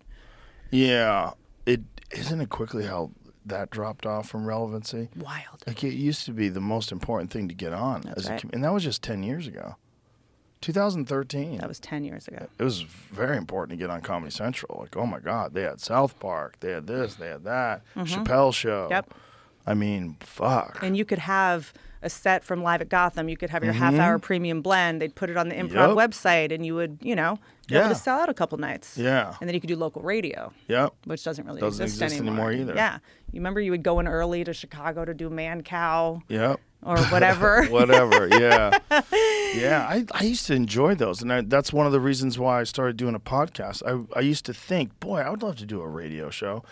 But who the fuck is going to pay me to do a radio show? I'm like, I'd ruin it. I'd say something stupid. It wouldn't work. You'd have to take notes. You'd have to. Yeah. Well, I'd have to show up. I couldn't swear. Yeah. That's the weird thing. Like, you think about the rulings that they had on radio and how there's none on the internet. That is crazy to think on the radio. You're at 5 a.m. Yeah, if you said shit, you were in trouble. God. If you said fuck, the radio station would get fined. Like, they could get fined hundreds of thousands of dollars. Like, the Stern things that happened during the Bush administration, like, people forget, but there was no internet. There was just Stern. And he was the only one like that. That was just this wild boy on the radio in the morning, and everybody tuned in to see what the fuck is he going to say. And during the Bush administration, because he was like pretty critical of the Bush administration, they went after him and they fined his radio station. I think they fined the company somewhere in the millions. But don't you think that the more they find him, it's kind of like the more when they try to cancel comedians, the more successful they get. It's like the more he just got more and more. Well, he was press. already huge. Yeah. But I think it was very touch and go for freedom of speech. Yeah. Because they were just making these claims about certain things being obscene and, But meanwhile, that is... I mean, there were porn stars queefing on... Yeah, normal stuff. But like... Online now, that's nothing. Yeah. You think about, no one's trying to shut down Instagram, but I watched 2 people get murdered this morning while I was taking a shit. 2 different people. But I feel like YouTube is starting to age restrict, and I've got a couple things for my podcast age restricted because we said porn star.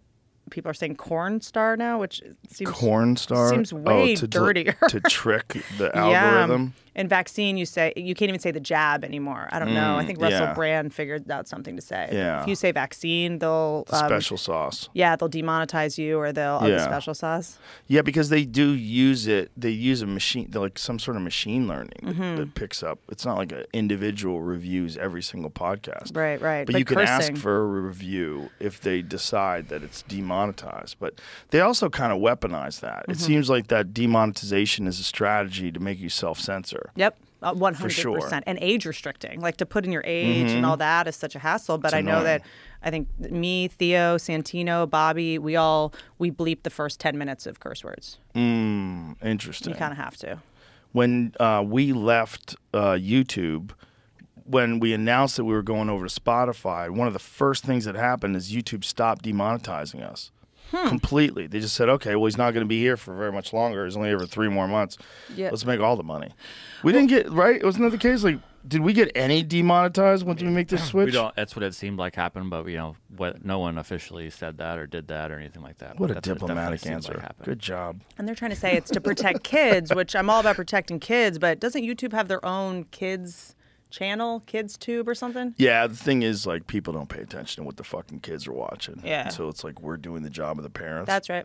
Do you remember when the YouTube had that problem because there was cartoons that seemed like regular kid cartoons, but then they would get like really violent and like Mickey Mouse would get super drunk and hit people over the head with bottles? Do you know that, I mean, half of porn now is like Shrek getting blown by Elsa from Frozen. Really? Yes. But also, we grew up on like Ren and Stimpy and like Beavis and Butthead. I mean, that shit was bonkers. Wild. Yeah. But were you aware of that whole trend where there was these like, so like say if a kid was watching YouTube and you're watching some cartoons, these people who made these cartoons, and I think they rooted out a lot of them and got rid of them, but these people that made these cartoons, they would figure out a way to get into that algorithm so that the kids, it would just play the next video and then play the next video and then they would play one of these. And one of these videos, it was always weird. It's like someone would always get drunk, someone would fall down, break their head open, there would be blood everywhere. It was really weird. Is it like people trying to like psychologically harm kids, or is it just a I don't know accident? what they were doing, but they were cartoons that seemed to be like regular kids' cartoons, but they would follow a very specific pattern. There was always a broken bottle. There was always a lot of blood, but it was like Mickey Mouse and fucking Goofy and shit. Here's a for instance. This is not like a well-known one. I just picked one, but this is Right. what it's like a bunch of known characters doing a bunch of weird shit. Yeah, but this is like live action. It's just what some of them were, 100%. Right. This channel has 700,000 followers. But what's the 6.7 million views on this video. What? It would fall into the. It's honestly, it's just algorithm. They were like manipulating the algorithm. They're just trying to benefit off the anything algorithm. that would click off of a kid watching Frozen or Elsa or Spider-Man or the Joker or anything, and it would just hope that one of these would eventually fall in there. So they're baiting kids with the iconic Because kids characters. are just watching it all day long. The amount Right. of times the kids would watch Disney and shit on Nickelodeon, that's And kind if of you're all gone 8, away. you want to watch Elsa from Frozen. Sure, they don't know what this is bad or not. But this doesn't seem as fucked 100%. up. This was, but it just started. People started getting crazier with it and crazier with it and crazier with it. Then you would find some weird. I think people were making claims that there was then like child porn stuff was getting mixed in here. Not fully on YouTube, but it was definitely there were videos crossing a line. Like I have friends that used to, when now deleted, I so almost I did probably this can't when I was struggling for money back in the day, you put up like football games or clips from football games up. You know they're going to get taken down, but you can get like, quick, 50,000 views or something. You know what I mean? Just like NFL, they're going to take it down, but it's enough to get a check. I think they catch it faster, but that feels like what that is too, right? It's definitely a strategy. It's just people, you can sit at home and find a way to get money off of this system because there's so many holes. Because in you it. know it's just going to pop up in a kid. It's going to say suggested for you. The kid's going to click on it and you're going to get paid. Jamie, what were those cartoons? Have they rooted out all those cartoons? Are they gone? I mean, You know what I'm talking about, I mean, right? that's- Remember those? Yeah, look, I just clicked on a different one. Look at the screen. Like So right it's like- below it is the Elsa Spider-Man cartoon thing. It's, Right. Cartoon hookups. it's- There you th- go. This is 600,000 people on this channel. This has 1 million views 7 years ago. It's all just finding holes Elsa to get and into this. Spider-Man have Hooking sex? up. Look at Elsa's Okay, titties her bouncing. tits should not look like They're that. bouncing Okay. a lot. I There's see the Batman. whiskey in the corner. Batman's sad. Uh-oh, Batman in But this is just blackface, like- offensive. This is easier to make than the live action one because one person can make this instead of you needing 7 actors to get together. But for like a day. some kid in Sure. Pensacola made this. Most likely. I mean, I don't know for sure, but But yeah. the weird ones were kids' cartoons that were cartoons like Bugs Bunny and Mickey Mouse. You remember what I'm talking about? Which were already yeah, pretty I know. violent This to is begin with. this is just an extension of this was a very deep network of all sorts of weird stuff. A lot of those are probably now taken down. This was 6 or 7 years ago. I'm sure they've done some work to Just get see rid if of you that. can find any of those old cartoons because they were so weird. It didn't make sense. Like, I'm surprised that they don't have more parental controls on YouTube. Not that I'm advocating for it, but it must be a nightmare to be a parent. Well, just think about the sheer number of people that are posting things every minute of every day all over the world. I mean, the Here's an volume. article from 2017. What is going on? Spider-Man and Elsa have taken over YouTube, and it's confusing. Yeah. Yeah, if you're a kid and you just watched Spider-Man, you're just going to Google it all See, the day. videos are gone, though. This is going to be that thing. But this kind of makes more sense to me because it's like those two things were very popular at the time. There you go. What's Wait. It said having them get buried alive. There's an ungodly nightmare depicting everything from characters being buried alive to peeing on each other. What? Sick. See, Okay. these videos are all gone. Oh, the videos were removed. They've definitely probably created a team to get rid of them. This created such a Wow. problem for them 6-7 years ago. That makes bet. sense. This was part of an adpocalypse. This was like Adpocalypse 2, I think, is what happened with this. Adpocalypse It's- 1 was a whole different thing. Same reason they're in adult ones. It keeps them glued to the screen. Yeah. It's just preying on kids. The whole thing is very strange. But it's also, that's what happens when you have these platforms where anybody can post anything. And then people try to figure out a way to manipulate it. What's the best way to get people to pay attention to your stuff? So the people that work there are constantly just whack-a-mole trying to Yeah. get the toxic stuff down. Look at how many people are doing these prank videos. They go up to people and prank them. And just to try to get reactions. People getting shot. See that guy that got shot in the mall? No? Some guy wouldn't stop fucking with this dude, and the guy just pulls out a gun and Yes, shoots him. I did see that. I was going to Yeah. say, malls seems like the most dangerous place to be at this point. Remember when we just walk around malls for 5 hours as teenagers. Yeah, with no malls money. were like the playground for teenagers. Now it's just smash and grabs, people getting shot. I've showed you this before, but it's gotten way worse. On Twitch, which is supposed to be for video games, like watch people play video games, maybe talk and do some interviews or podcasts. They expanded it into this area now called pools, hot tubs, and beaches. And as you can see, it's just mostly 100% girls just sitting at a pool, hot tub, or beach, mostly naked. Mostly on their knees. And most of this I've like found Instagram. out after watching it for a little bit and doing some research. They're just leading to their OnlyFans account. Look at this one, yoga workout time. Look at the pose. Yeah, I'm doing This one, yoga. The one in the I don't corner. think that's yoga. Why? Look at my ass. It's yoga. Yeah, There's why body are painting that goes on where they're literally just like all about butt naked with a little bit of paint covering the proper nipple areola area. Sure. There's a lot of gals that are making a living doing this stuff these days. Yep. Like way more than ever before. I mean, Hey, the it pandemic. beats working at Walgreens. The pandemic is when it really hit hard. You know, I mean, I Yeah. can't say if I was 22. If I was 22, If I was 22, I don't know what I would. I don't know what I I'd would be have out there done. doing yoga in my underwear. If If that's all I had to do.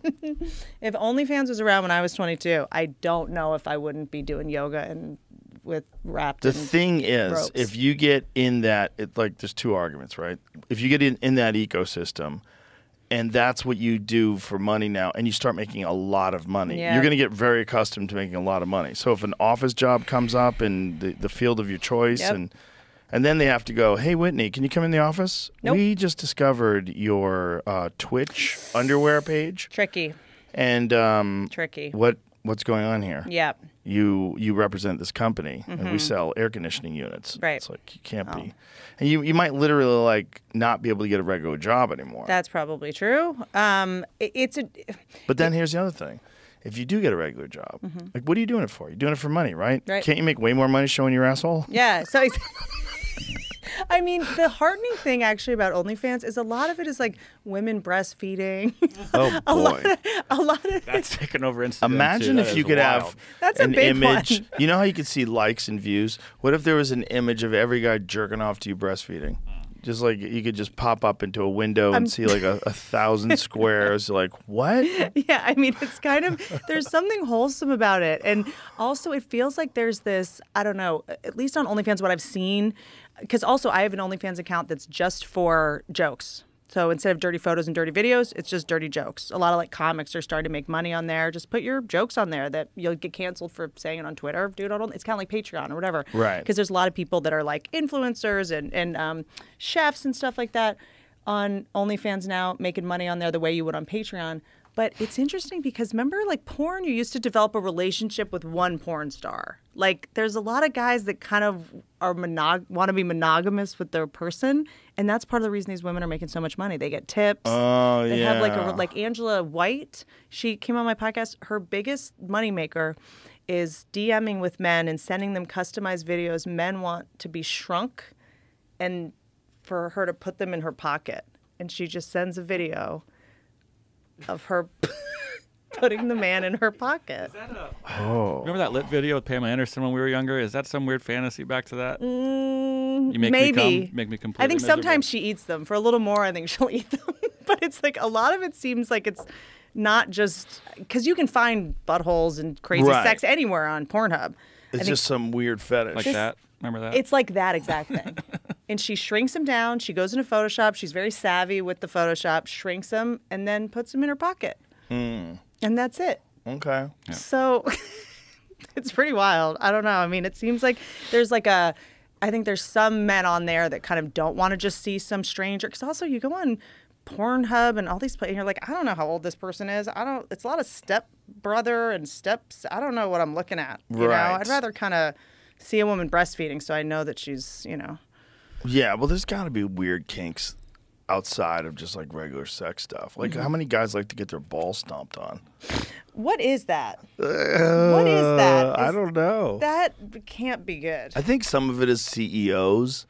I think there's. Being denigrated, being humiliated. Mm-hmm. I think there's some of these guys that are the head of these giant corporations, and they're under so much crazy stress, and they take some sort of jolly and getting kicked in the nuts and told what to do. Like dominatrixes, they'll tell you they deal with these like high stress guys that run businesses. I have a friend that did that for a while. She would send this one guy photos of her feet, but she would demand like money from him. That's what he was into. Like, send me $100 right now kind of thing.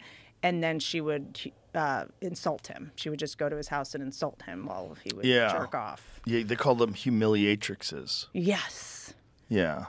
Like, okay.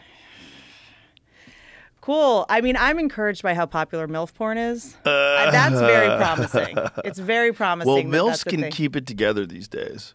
It used to be they didn't lift weights.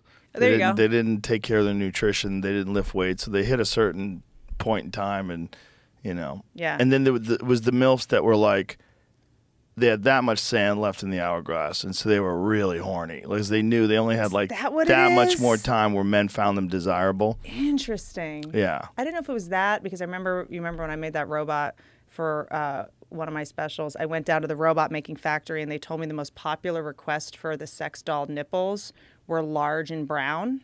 Like the nipple being like almost as big as the boob and dark, which is what happens when you breastfeed. Your nipples get darker. Oh, So I thought it wow. was some primordial Ooh, thing could be. about like dark nipples or something. Right, it could be. It's like a maternal thing. Ooh. Or people are just, guys are watching MILF porn to be like, is that what my wife's supposed to look like? Maybe just comparing. I don't know. Yeah. But it's always heartening when you go on a porn site and MILF is number one. I'm like, yeah. What's generally the MILF fucks the stepson. That's a lot of it. It's like, what is that? well, the dad is an asshole. He was a shitty dad. He was never home. He was mean. And then he gets rid of the mom and gets this new hot monster that lives in his house that's just a cock addict. And then Are we running out of taboos, guys? Are we running out of when did sex get so boring, guys? well, that's the most likely one because you couldn't do it the other way. I guess you could, but it'd be way creepier. Yeah. You know, if it was a stepdad and the daughter. Yeah, no, that's really no, creepy. thanks. I'm good on that. But right, isn't it funny? They do that. I know they do that, but isn't it funny that the stepdad and the daughter creeps me out, but the stepson's like, ha. For some reason, what is that? It's like if you were to do like professor student, you'd be like, ugh. But if it's like teacher and you're like and guy, you're like, oh, good for him. Yeah, I know. It's a tough one. Yeah, but it's just we don't worry about boys the way we worry about girls. That's what it is. I've been trying to write a bit about this for so long, and I think there's a lot of reasons I can't crack it, but it is really like when boys get molested, nobody cares. Nope. Well, they do if they get molested by men. Then it's murderous. Yeah. Yeah. And if like an actress in LA gets hugged too long at a Christmas party, like we shut down Variety the writes city. a front page article. We march. The highways are shut down. Like everyone's like gets fired. It's interesting. And then there's also that some women, particularly in Hollywood, they use seduction to ingratiate them with people. They will flirt with people to get closer to producers, and that's one of the reasons why, you know, who was the famous one that Tarantino told us about that had a bed in his office where he would bed starlets?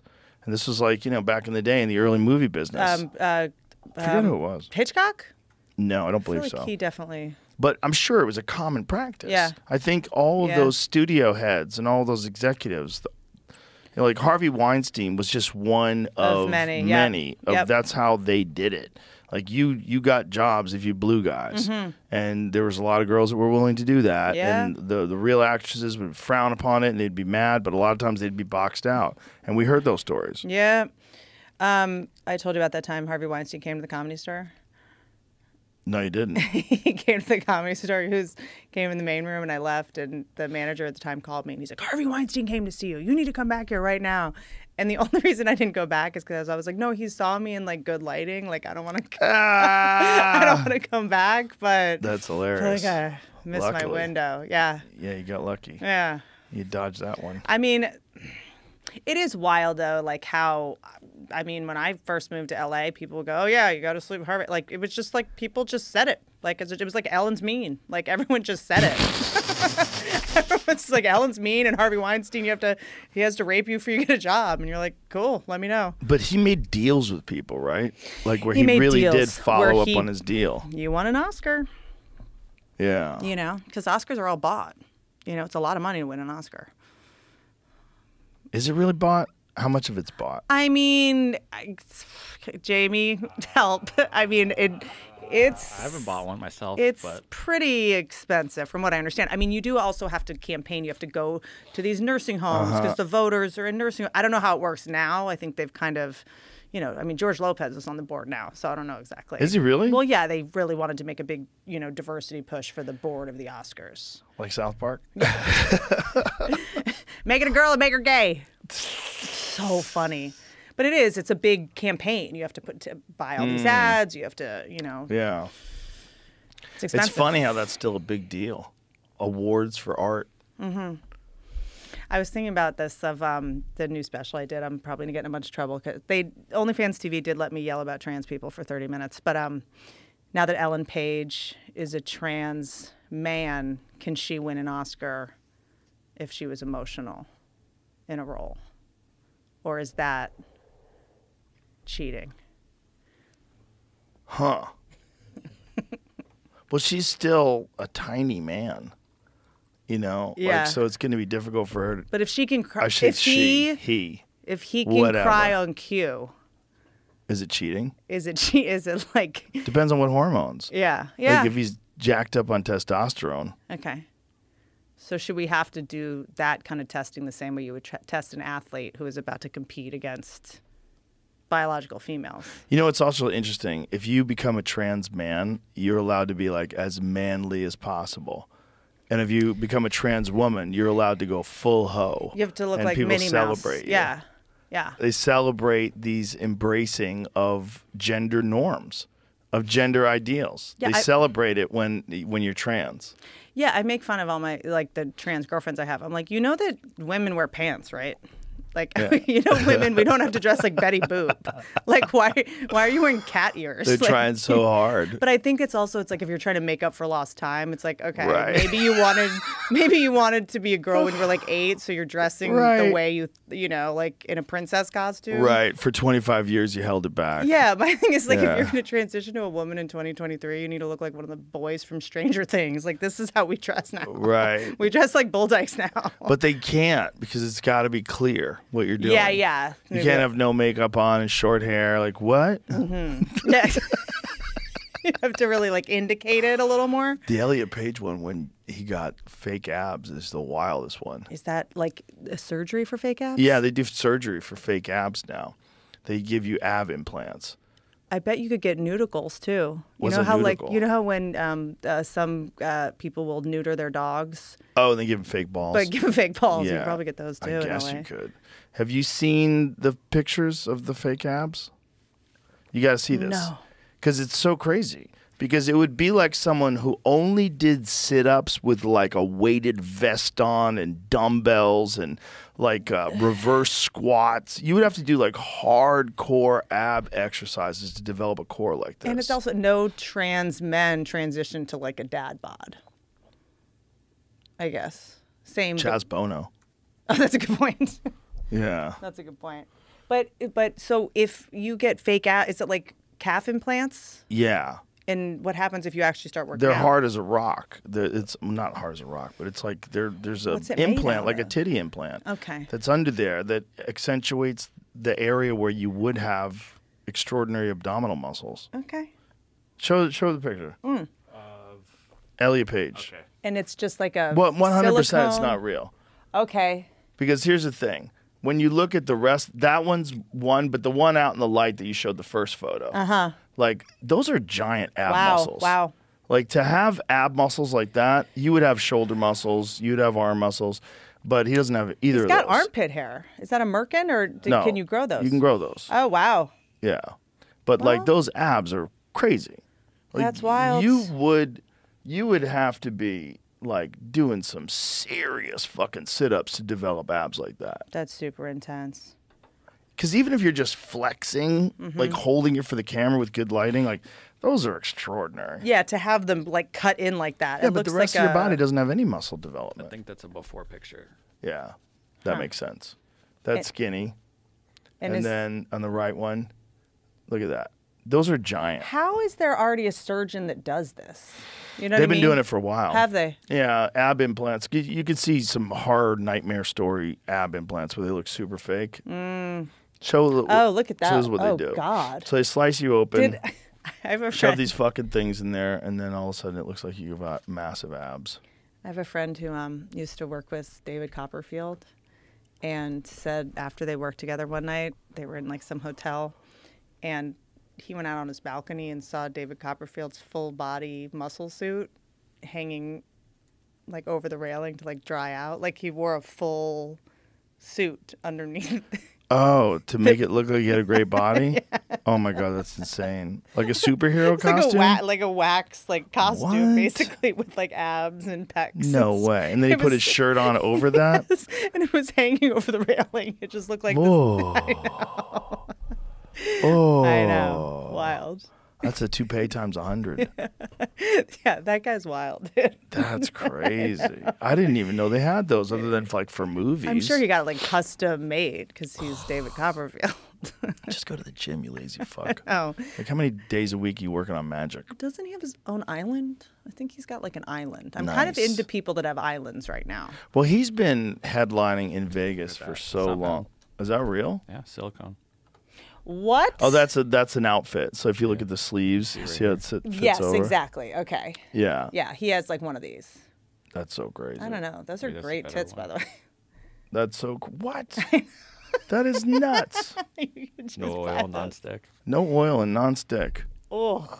But imagine you're on a date with a girl and she sees that and she's like, got dick that's root. my kind of guy. No, we're allowed to have push-up bras and no boobs That's underneath. my You kind of guys guy. are- And then he says like, well, you know, I got really sick and I got off medication. A week ago you were jacked. What happened? Where the fuck are your muscles? My wax suit melt. What is that? I don't know. Silicone pants for. Transgender, realistic, cross-dresser underwear. That's wild. Oh, it's realistic. Okay. Oh, it's realistic. Okay. It's like, That's, realistic is good. is that like Luigi transition pubes? Like, what are those black curly pubes? That's a cheap one made in China. made in vagina. But I like your I like this new bit you're working on. I was thinking about it about I don't want to tell people what it is, but about China. I mean, they just took the pandas back. Yeah, fuck you, and you What? can't have our pandas. That means they're gonna nuke us. If they're like, get out the pandas. Why would they take 3 pandas back now? Because we're assholes. But what was the motivating? What was the impetus? Oh, I don't know. Under I have no Biden idea. has to live with the fact that under his presidency, we lost 3 pandas. Yeah, Forget billions of dollars. the whole thing is spooky. Because they like, if I was another country, I'd be looking at America right now and go, if you're gonna do something, Now's the time. now's the time.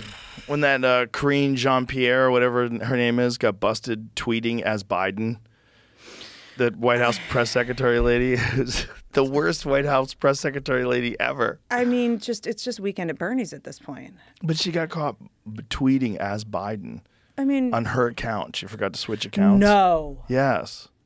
Oh, Jesus. You didn't see that? No. Jamie. Well, have we solved whose cocaine is in there? Hunter Biden's. It's Hunter's for sure. Yeah. The dude likes to party. Oh, my God. That's the only reason why nobody knows whose fucking cocaine it is. How do you... That place has so many cameras. You're telling me they can't figure out who dropped the baggie? It's so true. And if he was And a he good was son, there? he would give some to his dad so his dad can get through his speech. Mocked for deleted tweets saying she ran for president. So this is the tweet. So her tweet was, investing in America means investing in all America. When I ran for president, I made a promise that I would leave no part of the country behind. Like, No. so she's tweeting No. as the president. No. But now we know who writes that stuff. No. Yes. She mistakenly logged into her Twitter account instead of President Biden's to post the tweet. All the people that are doing Hilarious. cocaine shouldn't be, and all the people that aren't should be. It seems like she could actually use some. Oh, she's probably just, I can't believe the job she signed up for. Like, you think you're going to get the White House press secretary, and then every day Biden's saying something dumber. There it is.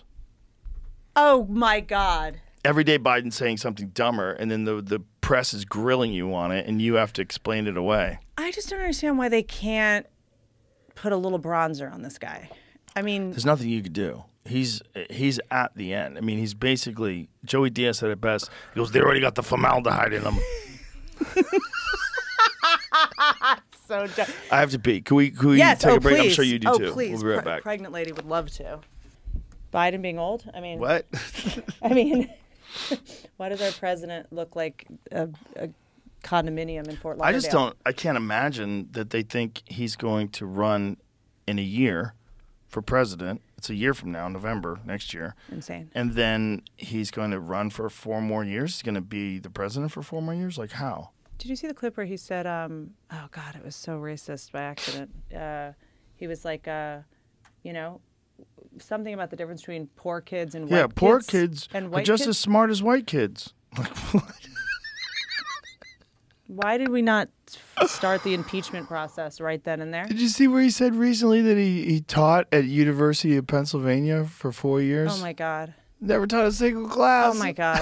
It is just the guy, he looks like the nutcracker. Like the other countries are just like laughing at us, dude. They must be so fun. It must be so fun for them to watch us implode. And if you are Russia, I'm sure you've seen that Yuri Bezmenov video where okay, you should see this. We shouldn't play it because we played it on this podcast too many times, but I'll show it to you afterwards. It's a former guy from the KGB who's explaining what they've done to America and how they've infiltrated their education systems and the demoralization of America, and that this is a plan and it takes 2 generations. And he's talking about it's a 20-year plan, and he's talking about this in the 1980s. Whoa. And that it's already been implemented. It is too far gone. You will not stop this process. This process, this demoralization of your country, will be complete. And it starts with teaching Marxist-Leninist ideas in colleges. And, Whoa. Yeah, it's wild. It's wild because if this guy was just guessing in 1984, and it's not really like a long-term Soviet strategy to destroy America, that has been like super-duper successful. I mean, feels like there's... I don't know, RFK Jr., but I'm not weighing in on the science part of it. I just feel like if we had someone being like, "We're coming for you," I mean, his voice alone is like, I think everyone would be like, damn, they're not fucking around in America. Well, I think their other countries' biggest fear would be Trump getting back in power. Yeah. Yeah. Because he's the one guy that is, even though he's a business insider, he's a billionaire and all that good stuff, but he's not a political insider, and he does not work well with those people, and he wants to do things his way. And I just think he's a much more formidable adversary for these countries. He doesn't fuck around with them, but he also will make deals with them too. Like it's kind of crazy how he was. No one gave him credit for saying literally the most logical thing when he was talking to CNN's Caitlin, whatever her name is. I forget the woman's name. Sorry. But he was talking to her, and she said, "Do you want Ukraine to win this war?" He goes, "I want people to stop dying." No one else will say that. Well, that seems like the most logical thing to say. Like, let's stop, figure out how to get people to stop dying. Mm-hmm. Of course, it's a horrible war. You got people that were literally a part of the same union, and now they're blowing each other up. I think we're getting to a point where people just want to see someone be fearless. It's like the same person who's like, Rosie O'Donnell's fat. Yeah, is she not? Is she not? Like, I mean, it's funny, but it's also like it just boils down to, this guy will say the truth. What happened with, like, did Rosie talk shit about him or something like that? Is that what started I don't that really feud? know. I think, look, we forget that he was the biggest TV star before he was the president. I mean, The Apprentice was massive, so I think he maybe knew her from that, and he called her fat. I mean, remember when... But people just, it boils down to like, he's fat too. Yeah, exactly. Rosie, are you not? Like, I don't know what to tell you. Like, so he's just saying the truth. And I think that it's like people are trying so hard just to get reelected instead of just tell the truth and serve their country. And it's so obvious and transparent. And it's like it's like when that woman, E. Jean Carroll, came forward against him for like sexual harassment. And he was like, look at her. You think I'd harass her? I mean, just like, the guy's unstoppable. That lady's a nutty lady. You ever seen that lady get interviewed? No. Yeah, they try to keep her away from the cameras. Oh, boy. She's like an advice columnist or something? I don't even know She's who a she is. journalist. But she's eccentric. We're at the point where, like, we're at war, you guys. We need someone who's just going to, like, say the truth. Well, also, like, what are our options? What are the options? Yeah. The whole thing is just so scrambled. It's a scary time. It's weird because it shows you the thing that you've already known but you didn't want to admit. that this system is not run logically, and it's not run by someone who's like some evolved, experienced person who's, got a real grip on how to run this system. Like, there's no one like that. They don't exist. So you just have these special interest groups that are forcing things to get done that shouldn't get done, and money getting jocked around. You see that Zelensky the other day just asked for credit? He was like, if you won't give us any more money, please give us credit. Like credit. Credit, so they can buy more weapons and shit. If you aren't going to give us money, give us credit and we'll pay you back. It just seems kind of wild that we're sending all this money all over the world. Not that they don't need help, but it's like, what about people in America? What about Not Hawaii? just that. What about Hawaii? We just forgot about Hawaii, or Yeah, they accidentally spent an extra $6 billion on Ukraine. They sent an accidental $6 billion, which would be more than enough to replace every single home that burned in Maui. And there was no consideration for doing that at all. and we don't have clean water in Appalachia or Flint. Have we No, solved Flint's that fucked. yet? Okay. Flint's fucked. Okay. All right. And then everywhere else that has water has fluoride in it. Explain that. Which that wasn't didn't the Surgeon General do that in the 50s? Like, wasn't that something that was done by the Surgeon I General? would check his fucking stock market portfolio. And was the idea of that to help with dental stuff? Gary Brecka was talking about on the podcast yesterday. I love He that said- guy. Yeah, he's great. He said there's some evidence that it's a thin layer of protection that it can give you, but also brush your fucking teeth. But also wouldn't Flint water criminal prosecutions end with no charges. Frustrated residents. Wow. No charges. This is just updated recently. This just happened. within the Well, last it 2 could have weeks. just been negligence and, lack of, I don't know what, I have no knowledge about the Flint thing other than when Obama pretended to drink water from there. Can I get a glass of water? I'm serious. I'm thirsty. Can I get a glass of water? This is not a prank. And he just takes, goes like this. You never seen it? No. Oh my God, it's amazing. Oh, it's amazing. no. It's amazing. He gets a glass of Flint tap water, and I swear to God, he drinks it like this, like this. Is he trying to act like it's the problem He's is solved? Bullshitting the world. Like, to think that you could bullshit the world over whether or not you drink water, have a sip of water. Also have that sip just for the Come on, these people are drinking it. Get a little. Watch this. Need a glass of water. This is not a stunt. Look at this. Stop. Stop. I'm going to talk about this. Everybody settle down. Go it from the beginning. Didn't need a glass of water. Get it. Do it from the beginning. It's long. It's 2 minutes. He's asking for someone to bring him the water and all sorts of shit. Yeah, but Can I get some water? Come on up there. Give me some water. He's just waiting for the water. Just trying to save time. They're straining the But why coal would out they of be it in the cheering back. when they're I want literally? a glass of water. I want a glass of water. He's literally drinking poison water. Like, they're drinking poison water, and everyone's cheering that he's asking for poison water. Because they're excited he's about to fall over and die. No, they're thinking, he's showing us that he's going to fix it. Go from here. I mean, Well, I'm still waiting for my water. Meanwhile, that's Fiji. They poured the fuck. right now they're like they just ran to the grocery store in this amount of time. Now, the reason I know I'm okay is because I already had some Flint water. There we go. What? Here we go. Like he's doing a shot of Red Bull. This is spooky. I really did need a glass of water. This is not a stunt. Usually when something isn't a stunt, you have to say It's that. 100% a stunt. When was the last time a president stopped a speech to ask, "Can I get a glass of water?" What? They would never do that. They would have water ready for him. If you do stand up, how often have you said, "Can I get a glass of water?" Not No, you often. bring a fucking water on stage with you. And then what happened? It still hasn't been handled. See, this is Gross. his drink. Like, Gro- Gross. I mean, did it even get in his mouth? I mean, it's Appalachia water still from Purdue poisoning the water. Like a lot of people that I went to high school with and stuff. They thyroid cancer at 40. Really? Yeah, from DuPont. So many chemicals have been thrown into Appalachia, but West Virginia water, DuPont put in all that. Remember there was that Dark Water? There was a movie with Mark Ruffalo. Great movie. He did it again. Here's another one. Watch how he did it this time. Watch he gets up to his mouth.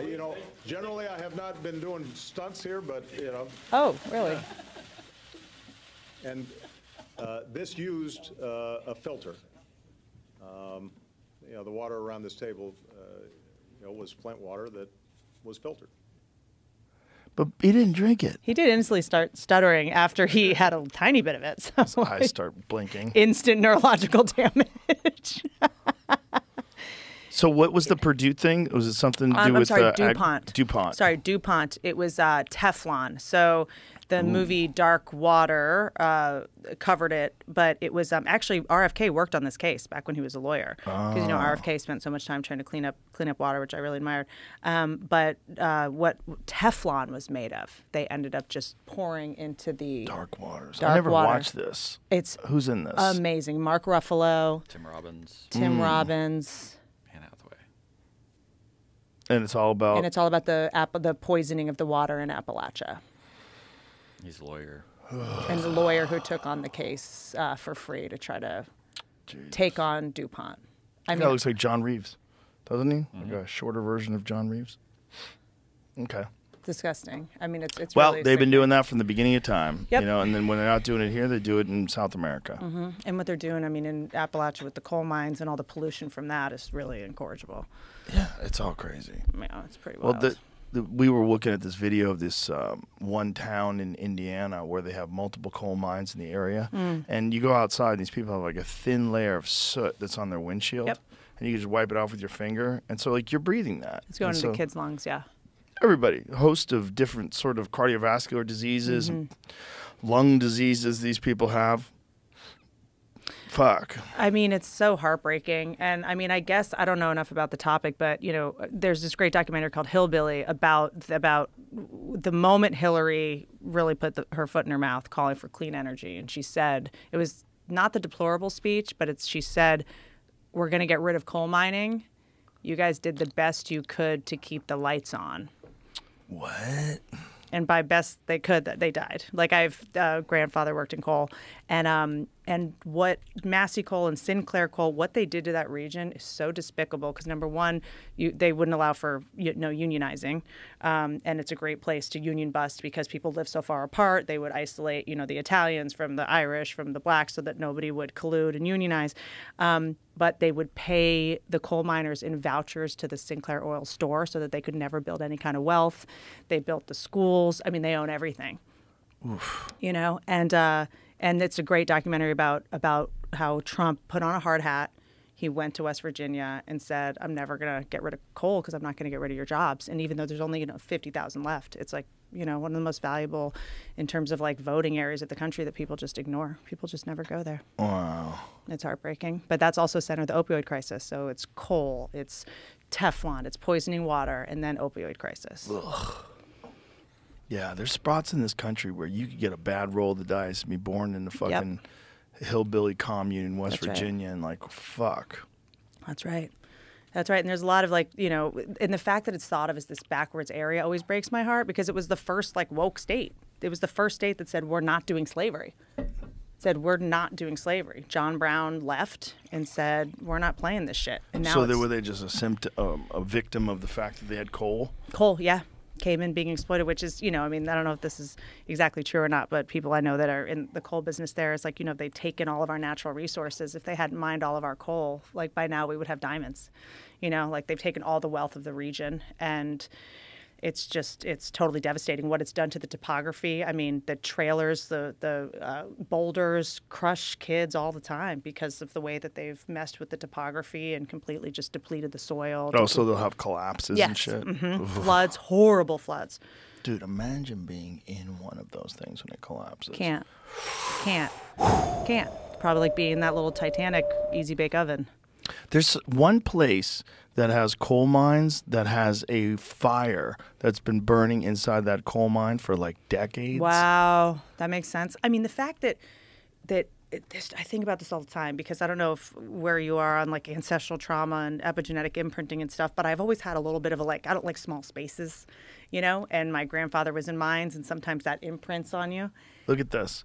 Original cause and start date still a matter of debate. It is burning at depths up to 300 feet over an 8-mile stretch of 3,700 acres. Crazy. At its current rate, it could continue to burn for over 250 years.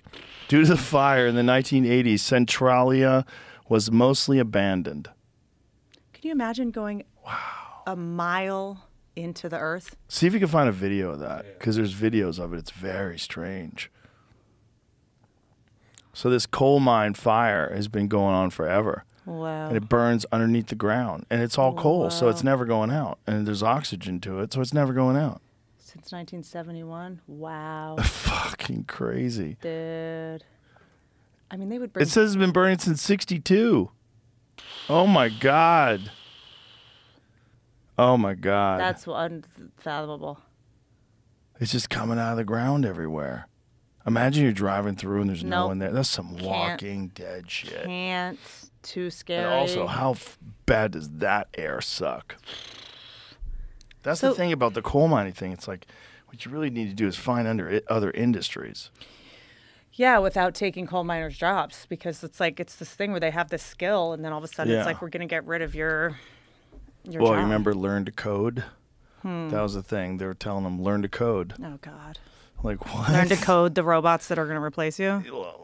Learn to get something that's going to give you a job is what the idea was. But it's like, fuck, what are you saying? It must be wild. Like, you're going to send kids to college soon. Like, is that a weird... Are you like... college, like... You know, I had this conversation with someone the other day where they were like, you know, kids today have it harder. I'm like, bro, kids were born before there were floors. No. You know? They hadn't invented floors yet, and people were having kids. Yeah. It's complicated, for sure. It has always been complicated. Every single time human beings have been alive, it's been complicated. These are different complications that our kids are dealing with than we dealt with.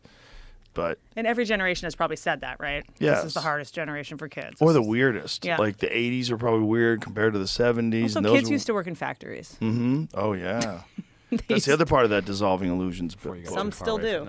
Burning Mountain is a rare phenomenon, a coal seam buried 30 meters underground, which has been burning for at least 5,500 years, and some say over 15,000 years. Where is that? It's in Australia? Yeah. Fuck. So is that how we found fire? Did we just stumble across it? I think it was lightning. Interesting. Did we really come up with it? I think it was lightning. I think that's what the current belief is, that originally they carried fire from one place to another. You know, they would get the coals and they would figure out how to maintain it because it was so precious when it happened. And they figured out how to keep fires lit. Huh. But if you have a fire pit somewhere, like a water pit that you're used to going to get water from, and you just go walk and get more fire when you're out of fire, you don't need to worry about making it because they have it. You know what I mean? Were there brush fires back then, the way there are now? Yeah, for sure. I'm thinking of it as a super baseline. Like, we don't know what fire is, but it's over there, so we can just go get more of it. Well, I think for sure when they first found fire, they said, you know, it's kind of nice to get close to this. It's kind of warm over here. And then they probably figured out, well, you just put more wood on it. You can make it more fire, and then they figured out you could pick up the part that's not on fire and take it over here, and now you can have throw fire your over enemy here. on it. Yeah, how do you make one of those things? And Yeah. then someone figured out, you know what, friction makes fires. And then the first dude that figured out how to do this. Was had OCD, Have you ever severe done that? schizophrenic, made a fire like in Girl Scouts or something. Yeah, I did it in the Boy Scouts. Yeah. It takes forever. And I don't think I ever really got a fire. I think I got to where it was blackened, you know, from the friction. It was like got a little bit red, but I never really made a fire. I wonder if they teach now in Girl and Boy Scouts, like just using the mirror and the sun. Doesn't that? I once had my couch. There was like a CD, or remember the old school CDs that like, and it made the sun hit it and it burnt my couch. Do you know that that's the way that some people sabotage fields and start wildfires? They set up magnifying glasses at an angle, and then they just leave the space. Like their competitors or something? Well, I don't know why and who, but I know that they have found magnifying glasses set up outside where people have like decided that the sun's going to hit here, it's going to burn this, and they can just set it there at night and leave. That's pretty crazy. Yeah, and it works. That really works. That works. Like, I did a lot of that as a kid. We lit paper on fire and shit with magnifying glasses. It's kind of nuts. I mean, I guess kids were always doing dumb shit. Now they just film it, huh? Mm-hmm. Always. But that's a pretty wild one, that you could take a magnifying glass Crazy and to think start about. a fire You can pretty kill an quickly. ant. When we were kids, we would try to kill bugs and shit. Yeah, how wild is that? We were monsters. I mean, when people say like kids now, they leave negative comments and da-da-da. I'm like, we used to take shovels and knock over mailboxes. Yeah, people used to play baseball with frogs. Oh, God. We used to toilet paper people's homes. Like, we used to throw eggs Yeah. at people's cars. Like, we would destroy, like, Now you get like destroyed emotionally for maybe a couple minutes because you feel left out or you got a negative. We used to destroy property. Kids used to take rocks and put them in the middle of snowballs and then throw them at cars. Yeah. That's brutal. Yeah, it was crazy. You'd always hear cars hit the brakes. You motherfuckers. I mean, why did we do that with? We would take a shovel, drive by a mailbox, and just Because you level could. it. Because it's there. Psychotic. You ever go to like a small town and you see bullet holes in the stop signs? Yes. That's what that is. Fuck yeah, bang.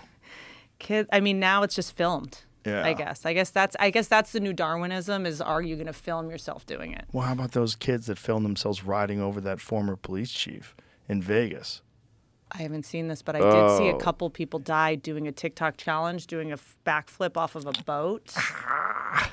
Something like over 400 people have died so far taking selfies. Oh, at least. At least that we How know many people of. have fallen off mountains? Just backing That shit up, always backing up. happens. Yep. Yeah. So what happens is it because you're so focused on getting the photo. I mean, there's a video of, I think it's in India, a guy taking a video of himself next to a wild bear as the bear eats him. Oh, God. And he's not, everyone else is filming it, but like he's just keeps filming as he gets eaten. Yeah, people are. If nothing's happened to you, you don't think it's going to happen to you. You know, you have It this. shuts off your frontal lobe. Yeah. That means it's truly a drug. Yeah. Is this the guy? Is taking a selfie? Oh God, I think it starts with him taking the video and just. Oh, God. And that bear's just like, well, you're meat. Yeah. You're made out of meat. I'm fucking hungry. Oh God. I don't think he survives this, right? Yeah, Yeah, probably not. probably not. Oh God, that fucked up my algorithm for a while. But wait, what is the one that the person died? What? The Vegas thing that the two Oh, kids- yeah. These two kids were driving in a car, and he was on a bike, and they fucking plow into him, and they're laughing about it. And they filmed it and live streamed it. They hit one car, hit and run, and they hit this guy and killed him. And it was initially reported. A lot of people tried to say that they're trying to downplay crime because it was initially reported that he just died from a hit and run. And they were like, they don't even want to say why he really died. No, they didn't know why he really. It took like 2 weeks before they figured out these kids killed him. Jesus Christ. Yeah, they just and no remorse. They're laughing in court. They're giving people the finger in court.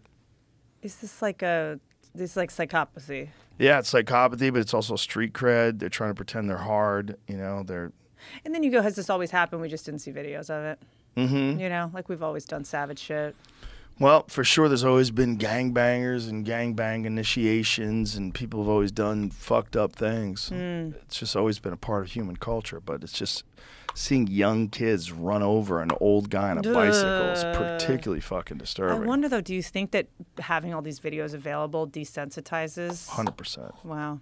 Yeah, I think 100%. I think there's a bunch of factors that desensitize people. I think movies, violent movies, and this is not a judgment. Like, I'm not saying we shouldn't have violent movies or we shouldn't have violent video games. But if you don't think it's affecting people, of course it is. You're so accustomed to seeing violence. Yep. And wild, horrific violence. I really try to not watch like too much news or read too much news because it spooks me how I can just scroll past a school shooting with just like that. Yep. And I'm like, Right. I remember when Newtown happened, I was at a job where we sent everyone home. Like we sent everyone home when that happened. You know, it was like I cried. And Now it's just everybody would be like, oh no, yeah, I'm another worried. one. I'm worried about my brain that I could just scroll right past that. Like We should be. It's free. It's a factor. You know, there's something going on. There's something going on with us with this prolonged exposure to horrific things. Segura and I have this text message chain where every day we send each other the worst things that we find. I cannot even imagine. It's almost like we're waiting for someone to cry uncle. We do it every day. Every day we send each other and I always tell when he's taking a shit because I'll get something like 2 o'clock in the morning. It's some horrible car accident, some horrible animal attack, some Remember horrible. when like there used to be like one video every couple months that would be like the what? Remember 2 Girls 1 Cup? Yeah. Like that was like And that was fake. That was like ice it cream. was like in their ice cream butt. or something. Whipped cream or something. Like I remember when that happened. It was Yeah. like everybody had seen it. Now that's just Yeah. kind of No, it's nothing. when you realize how extreme that seemed at the time. I know. And that was a big deal. Like there was a reaction, the 2 Girls 1 Cup reaction videos. Yes, There's you'd so watch many of people those. watching it. Yeah.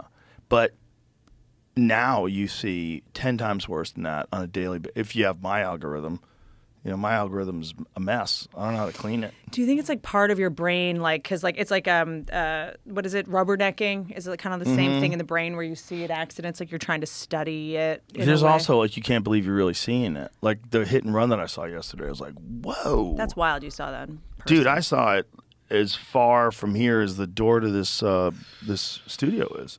It was 2 car lengths away. They say that when Fast and Furious movies come out, car accidents go up. Oh, for sure. Right? Yeah. Yeah, the type of people that are pumped that are Fast and Furious movies out, they shouldn't be allowed to drive. Yeah. But we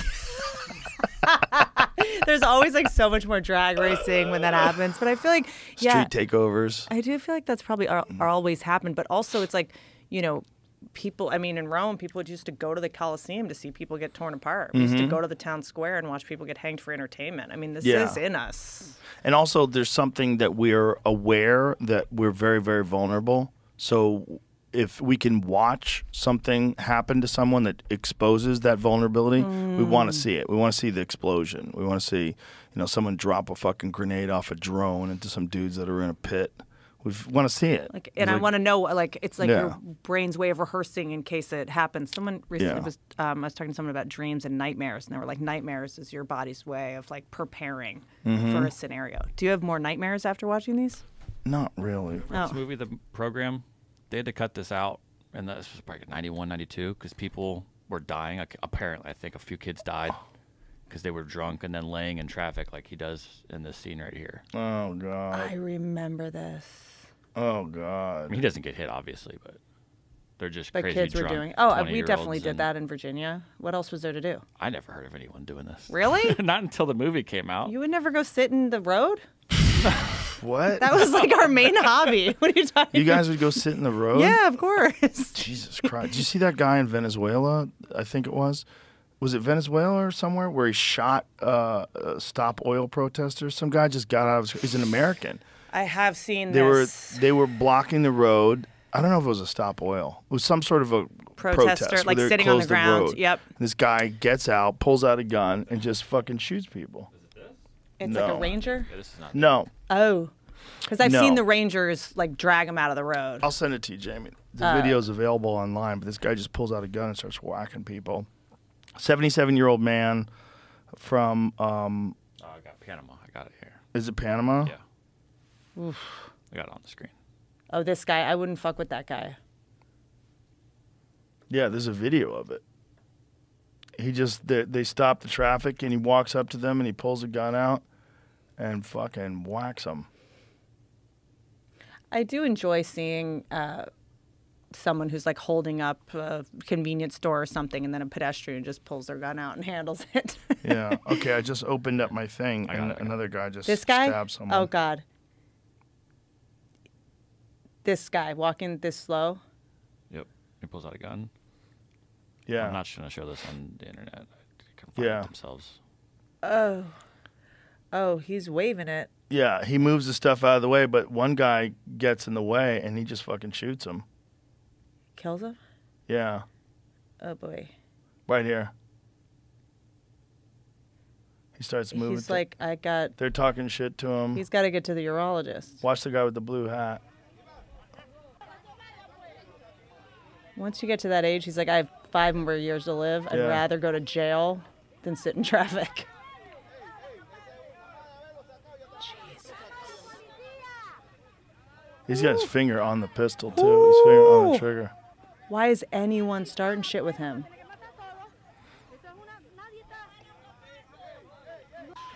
Probably just shot. Well, they don't show this in this video, I guess. They show right after it. Let's see.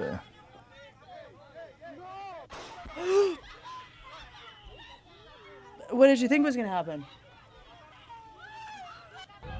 He shot 2 In the guys. shoulder? But there's a video that you can see him actually shooting people. Yeah, but we don't need to be reposting that for. Yeah, we don't need to see it. But I yeah. mean, But these fucking idiots that just block the road as if that's somehow or another going to fix everything. Or the ones that go to fucking art galleries and smash paintings. I do think that there's a little bit of an invincibility complex that comes in with knowing you're being filmed. Like, they probably think, oh, there's a camera here. He's not going to shoot us. Right. You know what I mean? Like, there's Meanwhile, almost like, he's probably got cancer. He's 77 years he old. doesn't give a fuck. Yeah. That's Clint Eastwood in every one of his movies. Yeah. Like, don't fuck with that guy. But I do think sometimes people think, oh, there's a camera rolling. No one's going to hurt me. But it's like, that's not not how real, everybody bro.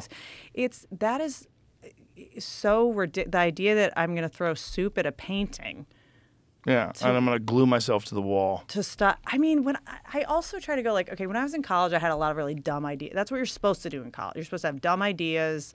You're supposed to like be wrong, you know? But like the idea that we're taking any of this seriously, like, is just wild. Well, it's just these like dumb virtue signaling kids that think they're going to fix the world by gluing themselves to a wall. Like, you fucking idiots. But isn't that, I look at them and I go, this is like a medication mental illness issue. It's a mental illness issue. Right. It's a virtue signaling thing that you can do that now and get exorbitant amounts of attention where you couldn't do that before. Yeah, and then also the punishments are so minimal. It's nothing that you have to worry about losing your livelihood and the rest of your life being a disaster because of it. Like I say this as someone who had blue hair. Don't let anyone with blue hair in the museum. But, that's not the problem. You can have blue hair and be cool. The problem is these fucking young kids, and most of them come from wealthy families. Mm-hmm. That's the take. Yeah. They probably had a Monet in their house, so And they have they no think- respect for this shit. They just think they're going to. But the fact that you're doing these priceless works of art from people who died centuries ago, and your cause, you think, eclipses everything else. These people are there enjoying this art. They have nothing to do with the oil industry. They're just enjoying at a museum the ability to stand in front of something that Picasso made. Like, this is wild. And is the idea that it's going to help with global warming? We're going to Stop oil now. See, Like, the children. They're know. fucking children. I have some aunts in Virginia, and they're so funny about the global warming thing. They're like, it's freezing. We can't afford heat. We'd love for it to warm up a little bit. I always call them for a little perspective. They're like, we take the bus. We would love for there to be less snow on the ground. I'm always super suspicious about something that becomes like a major movement that everybody has to be on board with. Yeah. 'Cause the bottom line about the Earth, we are 100% affecting it. It's measurable. Human beings, our carbon dioxide output, in particular our pollutants, 100% what we're doing to the ocean, we're affecting the world in a negative way. However, when it comes to the climate, when it comes to the temperature of the Earth, it has never been stable. Ever. When you look at the Earth over a course of 10,000, 15,000, whatever years, it goes up and it goes down. I was reading this whole thing about how in Idaho, in I think it was July or August of the 1930s, had reached a temperature of 118 degrees, like the highest ever recorded temperature they have. There was nothing going on there. There was no fucking wholesale machines running and fucking diesel trucks everywhere. There was none of that. It was just, it's not stable. Right. The whole time the Earth has been here, it goes up and down. And what Randall Carlson always says, he goes, yeah, global warming, it's bad because you have to move away from the coast. He goes, but global cooling is what's really scary. Right. That's what's really scary. Right. Because if we hit another like legitimate ice age, the fucking most of North America was covered in a mile of ice Wild. up until 11,000 years ago. It always gets tricky, too, when the solution to the problem makes politicians richer, too. And everybody richer, Yeah. and industry richer, and people have a vested interest in pushing that narrative financially. And I don't have I'm not the person to be able to corroborate, but Schellenberger, I like. Yeah, Michael Schellenberger was about these like windmill farms that they were putting in the oceans that was killing all these whales and stuff. And you're like, why is the pro-environment solution killing so many animals? It definitely does. Yeah, it's a fucking mess. It's a mess, but it's also people want to be on a side of something. They want to be against this, against oil, against that.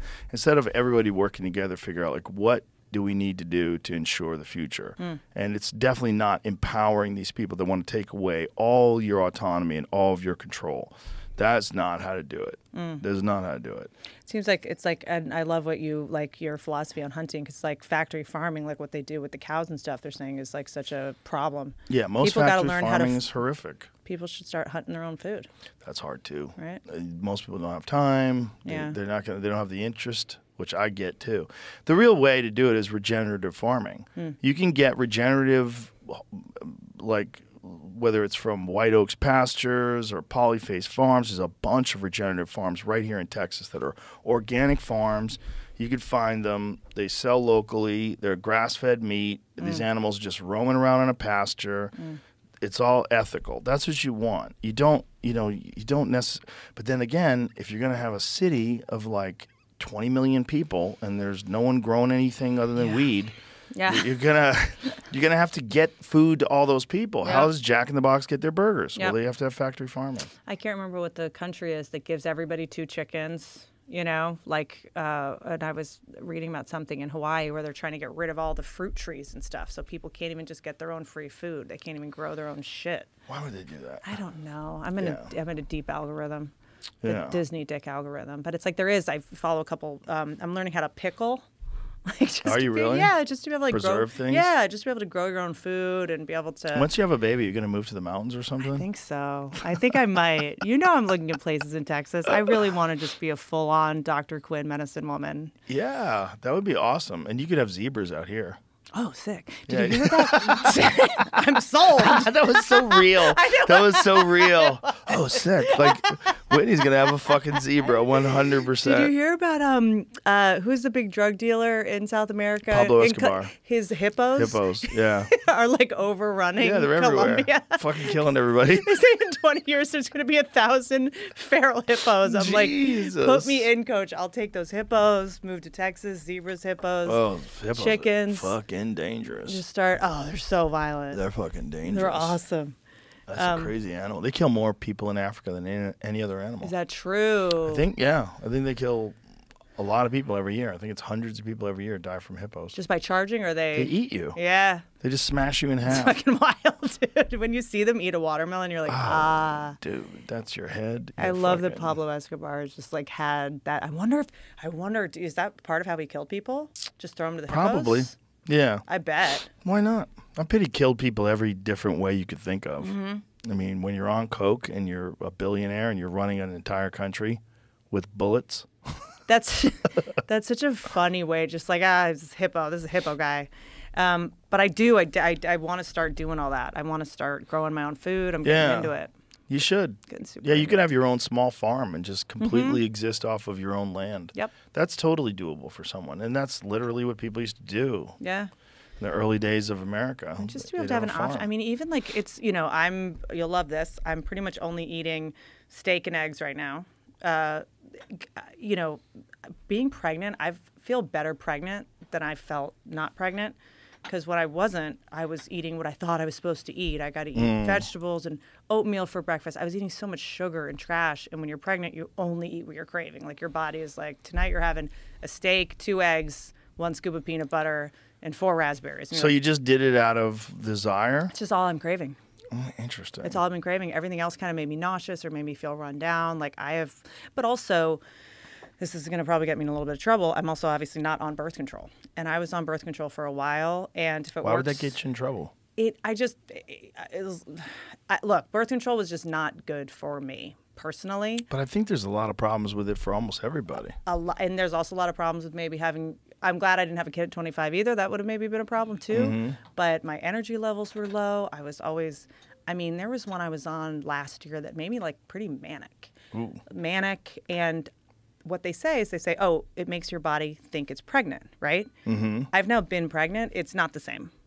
It is not the same at all. Because I was like, being hypervigilant, being a little paranoid, being kind of always a little bit tired, putting weight on. Like, that's not my experience now that I'm actually pregnant. And I feel like I lost a lot of time mentally to being on birth control. Like, interesting. So it affected your thinking process. I feel like now I'm so much more mentally clear. There's a lot of other variables. Like, I started, you guys saw, I went through, kind of a little bit of a rough patch, lost my mom, was smoking too much weed, which I'm sure I could do again in the future. Like I was doing it to check out instead of check in. Right. I was doing it to numb myself from, pain, but my mom was dying right in front of me in hospice and I couldn't cry. And I was like, this is weird. It's weird. She had been in bed for 12 years. I was kind of slowly grieving it, but it's not normal. Right. And I was like, I got to go off birth control. There's something off here with my emotions, and look, all my exes listening, love you, but it also makes you attracted smell pheromones differently. You Right. know, women that are on birth control, there was a study where they're attracted to men with more feminized faces. They say that you should go off birth control for a year if you're engaged to a man before you actually get married, just to make sure that you're still attracted. You know, Really? because it hacks your body chemistry so much. You look for a different kind of man when you're pregnant versus when you're not. So yeah, all the hormones I think really did a number on my brain. My sex drive was really low. I had no energy, but It makes sense. Couldn't I sleep. mean, they're monkeying with your hormonal balance. Yeah. To trick your body into thinking that it's pregnant so that you can't get pregnant. And you're taking it every month forever and ever. Yep. And some people get blood clots. A friend of mine's 17-year-old daughter, apparently if you smoke cigarettes, it's very dangerous to be on birth control and smoke cigarettes. That's really dangerous. They put me on it. I mean, these studies are all public, but when they first tested it in the 70s, I think at least 13 women in Puerto Rico died from taking it, you know? And then also, in addition to the hormones, there's all the endocrine disruptors and hormone shit that were, you know, there's a lot of other variables too that are probably exacerbating it. But I just felt like a zombie a lot of the time. And then they put me on Adderall because I was too, and then it just becomes this whack-a-mole thing where you're like, how about instead of adding all these other things, I just subtract this thing? And it didn't, and then I was put on Prozac. And then I was like smoking weed to try to fall asleep because I couldn't sleep. But then it was like, I just need to get off all of this, you know? So in January, I just went off literally everything. Just Well, you seem remarkably balanced. Oh, thanks. You do. You're there all the time. Because sometimes you would be off to the races. Yeah, I mean, I definitely am a intense person still, you know, just of course. by default. Yeah. But I think that being on birth control, like I was kind of like exhausted and manic at the same time, all the time. And, That makes sense. You know, and it does put you in a state of hypervigilance, you know, being pregnant. Yeah, I'm nesting. I'm, you know, want to be organized, obviously. I'm thinking about, you know, the kid, obviously, and taking care of myself. But I look back at the time that I was on a lot of that birth control shit. And It's also, people say, well, you know, birth control led to this sexual revolution where women had freedom. They could do whatever. They didn't have to worry about being knocked up by a guy if they wanted to have recreational sex. Right. And so people applauded it for that. But no one thought about the long-term consequences. And then also, like, the difference in how people interact with each other. Like, there was a consequence when people were living in the 1930s or whatever. Like, you could get pregnant. Yeah. And it was everyone was aware of it. That's like, right. there was a danger to it. And when you can just take a pill and not sweat it, then it's just like this change in your natural behavior. And yeah, and I guess I feel like I stayed in a lot of, I mean, granted, look, I not that I was ready to have a kid before now, not that I was ready to commit to anyone, like that I wasn't fully cooked as a person yet or whatever, but I found myself staying in a lot of relationships that I probably shouldn't have stayed in, that if I hadn't been on birth control, I'd be like, oh, this isn't the father of my kid, I should move on. Or, you know, or you end up getting chemically addicted to somebody through having good sex with someone or getting all the oxytocin or whatever, and then you end up staying in a lot of relationships you maybe shouldn't stay in instead of just working on yourself. You know, I initially went on it. It's so crazy. I think about all like the weird, you know, because I used to do for money when I first moved to LA and I was broke. I would do focus groups and I would, you know, take these experimental pills and do these like clinical trials and stuff. But when I was, I want to say 15, I went on Accutane, which is that acne medication, and they make you take birth control simultaneously so that you know, that's the first time I went on it. You know, at 15 years old. So I was on I was on Accutane, which, you know. Santino said it was the worst thing he ever took. I mean, the He main said it side effect fucked is his head up. anal bleeding. That's the main one? Yeah. It's like, and you can't absorb vitamin D well. I mean, there's a lot of problems. It made Santino like super depressed. Really? Yeah, he said it was fucking horrible, but it did fix his acne. Yeah, it works. It's a miracle. I mean, because it shrinks your, I think it's a huge dose of vitamin A, I believe is what it is. Please correct me if I'm wrong. But it shrinks your oil glands. Some patients may develop tears in the lining of the anus, which may cause pain and bleeding, especially during bowel movements. Duh. When's it going to cause pain? I know. It's like, but And you my take skin's all massive cleared shits up. and your shit pipe is ripped open. You know, so I was put on it at that, and I just think about like all the prescription drugs. Like I was put on at such a young age, and God, what kind of impact that had. Well, no, there's so many people that are on them, and so many people that are young, and they don't even get a chance to make that decision for themselves. Yeah, they're certainly not making an informed decision, and so many parents are just listening to their doctors, and the doctors are just pill pushers. Yep. And I was actually put on. I mean, this was a couple years ago. And I didn't take it that much, but 5 milligrams of time-release Adderall to sleep. So I guess it's like if you actually have sort of ADHD, Adderall calms you down. And I'm like, maybe I just need to be tired longer. Maybe I just need to get up and do some shit. Maybe I just need to write some jokes. Like maybe I just am going to go to sleep a little bit later and wake up a little bit later. And there's later. another one, like the Ambien people. People that have to take Ambien to go to sleep. Dude, I have you taken it? No. Oh, dude, you should try it. It's everyone that takes Ambien, I'm kind of like, my man. Like I've taken it before. It's pretty amazing. The problem is I think you try to fight it because it feels good. And I would wake up the next morning and there would just be like open cans of peas that I would sleep eat. I would wake up. I remember one morning I woke up, I thought I had been shot. I was like covered in barbecue sauce. I had just like eaten barbecue. It makes you do wild shit. Yeah. Every now and then I'm like, we should probably at least try the drug that everyone's on, going crazy on, just to see. The problem is if you like it and it that's ruins the your problem. life. That's what I'm worried about with a lot of drugs. I'd love to try Adderall, but I don't want that to be a thing that I lean on sometimes. When I wrote a book, I took it a couple times, like 20 milligrams. Like you got to really make sure, like we already are pretty motivated people. You got to really make sure that you lock into the thing you want to focus on, or else you'll just be all over the place. Yeah, or you'll just be like cleaning one thing for 4.5 hours. You know what I mean? Like that's meth behavior too. Isn't it boiled down to being meth? It's pretty close. It's definitely meth's cousin.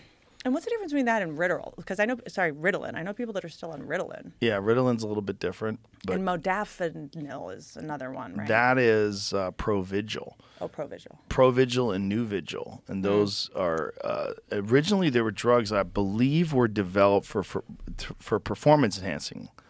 Like for cognitive performance, but then they realized that you can't prescribe it for that. So they started prescribing it for narcolepsy. But it keeps you from going to sleep. But it doesn't, it's a weird one because it doesn't make you feel like you're high. Like, blah, blah, blah, but it just, there's an interesting reaction that your brain has. A lot of people are on it. A lot of people are on it. And it's so effective that I think Tim Ferriss said when he was writing his book about different hacks that he didn't put it in there because he felt like people would be eating it like candy. Yeah. I mean, I got to say, when we were doing the roasts last year, a lot of the writers and comics, they were doing the chocolate, like mushrooms and chocolate, like 3 milligrams mushrooms and chocolate. And I did that. And that felt like I felt so clear. I felt energized. I was like microdosing. Yeah. Yeah. I feel like that's a good move. Whatever my brain chemistry was, I thought it would like chill me out and make me sort of like, numb or not funny. Like it made me feel very, because maybe I wasn't bogged down in, I don't know what it does. Makes you feel like there was no negativity towards myself. I would like pitch a joke and not be like, oh, that was a stupid joke, you idiot. Like this, so the voices went away. And I found that but then I did a little too much and scheduled a call with the maritime lawyer to look for the Scientology ships. So why did you want to look for the Scientology ships? Find the homeless people? Where are they putting the homeless people? With me, it's like the microdose has to stay micro or else I really need to know where Shelley Miscavige is. Is that a thing? I mean, my guess is she's probably involved. I don't think she's an innocent. Everyone's like, where's Shelley Miscavige? Let's find her. I'm like, I bet she's an asshole too. But is that a thing? Like she's missing still? Yeah, I think she's still missing. But I did get kind of obsessed with the maritime law, how Scientologists are able to operate on the ships because there's maritime law. There's, they can get away with it. Yeah, isn't that one of the main reasons why L. Ron Hubbard started that? Because like he was probably in trouble. Yeah, and it's also why like billionaires, I'm like, why are you docking your yacht in Monaco. 100 yards from land. Why aren't you just Right. staying in the best hotel in the world? Oh, because of what you can get away with. Also, you have a yacht. You also do that. It's a fucking dope ass house that floats around in the ocean. What are you talking about? Why Yeah, would you I go guess to if a I had a hotel? yacht, okay, I guess if I had Fuck out of here with that hotel. But it's like I guess I got really into the laws of how Epstein Island Epstein Island had all these plastic cows that someone would move from above or something. Oh, so it looked like it's agricultural land? Yeah. What? Really? This is why I can't do mushrooms, Joe. Jesus. They had fake agriculture? So that it would move, you know. But I just love the idea that it was someone's job every morning to get up move and the fake move the cows? fake cows. Yeah. It is weird that like that's the whole thing about fishing. It's like international waters. They can kind of get away with a lot of shit. They can just scoop up everything that's out there that they get caught in their nets. A lot goes on out there. Oh yeah. A lot of wild shit happens out there. LAPD closed Shelly Miscavige's missing person case after a woman claimed she was the Scientology leader's wife, despite the fact they had mismatched fingerprints and footage of their rendezvous was mysteriously scrambled. She was last seen publicly at her father's funeral in 2007. What? I mean... Would they close the case in 2013? After meeting a woman who didn't... So this has been going on for that long? That she's been missing. But do we really think she was... I mean, she was probably blowing him every time he got a new celebrity. And they said, you got John Travolta. Good. Like, I'm sure... That is wild, though. That's why... If she 16 really years. is missing... Mm-hmm. Whoa. 16 years. That whole thing is absolutely bonkers. They're still out there running around. Not only, but also kids born into it, that's where I go, that's not okay if you're born into it. But if you're the kind of person that's susceptible to Scientology, is it not a good idea for you? I mean, it's like, what would they be doing if they weren't in that castle in L.A.? Other things? What would you be doing? The fuck is that mean? If they weren't making iPhones, they'd starve to death. But if they weren't in the mines digging out those precious rare earth minerals. If you're an adult that's susceptible to Scientology at this point, like, Yeah. I don't know. Maybe you need it. Maybe That was my joke about Mormons. Uh-huh. You know, because do you remember when was it Proposition 8? They were trying to stop gay marriage, and they actually did. They overturned gay marriage in California. But the Mormons spent the most money on it. They spent a ton of money to try to reverse gay marriage. And I said, but if you're a Mormon, you should be afraid of gay people. Uh-huh. Because if someone can talk you into being a Mormon, they could talk you into sucking their dick. They just need a little more alone time with you. A+. Everyone I know that's Mormon is gay, by the way. Maybe There's it's a just lot because of the them. ones that leave come to L.A. Well, I think it's a very strange... I mean, there's a lot of really cool Mormons. I should say this because Yeah, I spent a for lot sure. of time in Utah, and I have a lot of Mormon friends, and I love them to death. They're the nicest cult members. They're very Yeah. polite. They believe in community. They believe in what they're doing. But then there's these sects of Mormonism, of Mormonism, where you have these guys that have like 19 underage wives that are all dressed like fucking pilgrims. Yeah. You know that weird shit? Yes. They always It's find those be guys. Sweet, be. That's the song that they sing. Stay sweet, or is it be sweet? What's the motto that they inculcate into the girls? Be sweet. But there's a few of those guys, They all right? look a They little get in inbred, trouble. though. They probably are. Okay, I'm just saying. What's the point of having a young bride if her forehead's that big? I don't know. It's just You also put a Spider-Man helmet on her. interesting. The Keep sweet, pray, and obey. Yeah, they sing this song. Blue hair. They looks like they have blue hair. Me during the pandemic. Warren Jeffs in the Fundamentalist Church of Jesus Christ of Latter-day Saints. Apparently, Salt Lake City has the highest plastic surgery rate because it's women going in after having 12 kids, getting their bodies shellacked back together. Imagine you have 12 kids by the time you're 30. What a bum deal. Bum deal. Because it's like all the guy does is has sex, which they always do and they want to do anyway. Yep. And the woman has to carry this fucking baby for 9 whole months. Yeah. Her body changes. And then on the way out, the cooter gets blown out. Okay, I'm about to have this happen, Joe. This Ask is not for the an time. extra stitch. This is not the time. Get that fucking. to say this. While I it's hear it all goes numb, you back. might want to stitch it up yourself. It's gonna go back. Yeah, it'll go back. I'm gonna do the cold plunge and it'll. No, shrivel right back Okay. up. But it's also stretch marks, and Yeah. some women get these like they're different people's skin has different levels of elasticity. Yeah. Some people they just gain a little bit of weight and they get stretch marks, and it appears that it's genetic. Okay. And so some women, they can have a baby and their body shrinks right back to normal and they have toned abs. And other women, their stomach is just a mess. And so then they have to hack off a giant chunk of skin and stitch it all together. Because I've been doing these exercises so that your abs don't tear apart. Oh, okay. You got to do this whole thing. What are you doing? It's like a specific. It's not Pilates per se, but it's to make sure that they don't rip. And I'm inducing like a week early. Oh, okay. You know, Why are you going to do that? because you can kind of do it at like 1 week sooner. What do they use to guess. induce? Pitocin. I think it is. Is there side effects associated with Pitocin? Keeping a tight ass pussy? Whoa. Let's Google what are the side effects associated with Pitocin. Because whenever someone says something like induce, I'm like, Yeah. Do you know that was originally the use of LSD? No. It was. I think that was what they originally were trying to formulate LSD for. They were trying to use induce labor. I thought it was to brainwash people. Well, that's what too. they eventually started using it for that too.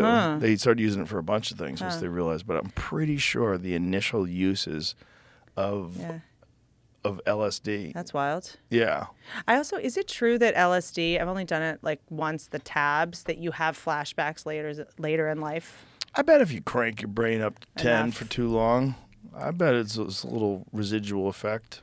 I do. I mean, Christina Pazitsky, love you. She told me I'm just doing her birth plan. She's like, the second you walk in, she gave me the whole. I'm just doing what she did. That's smart. Yeah. What are there side effects associated with Pitocin use? Uh-oh. Oh, yes. Well, I mean, Oh, no. there's side effects to everything, but What does Pitocin do to the baby?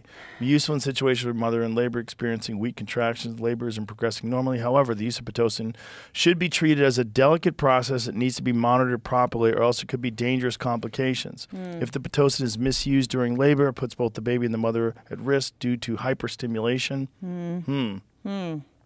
See, but it does. I guess the bigger the baby gets, the more the risk of a C-section comes. Oh. So this might a little bit lower the That'll risk. protect your cooter. Yeah, that's true. Go out through the hatch. Just full Sigourney right out Weaver and through Alien. the sunroof. Let's go. But also, I want to have another one at some point, and if you get a cesarean, you have to wait a little longer. I can't have an only child; they're weird. Right. You could know. adopt. That's true. From where? Have you seen that? There's a Well, it price. depends on price where you live. list? If you live in LA, you should definitely adopt from Africa to get some social cred. Yeah. Okay. Adopt from the poorest village.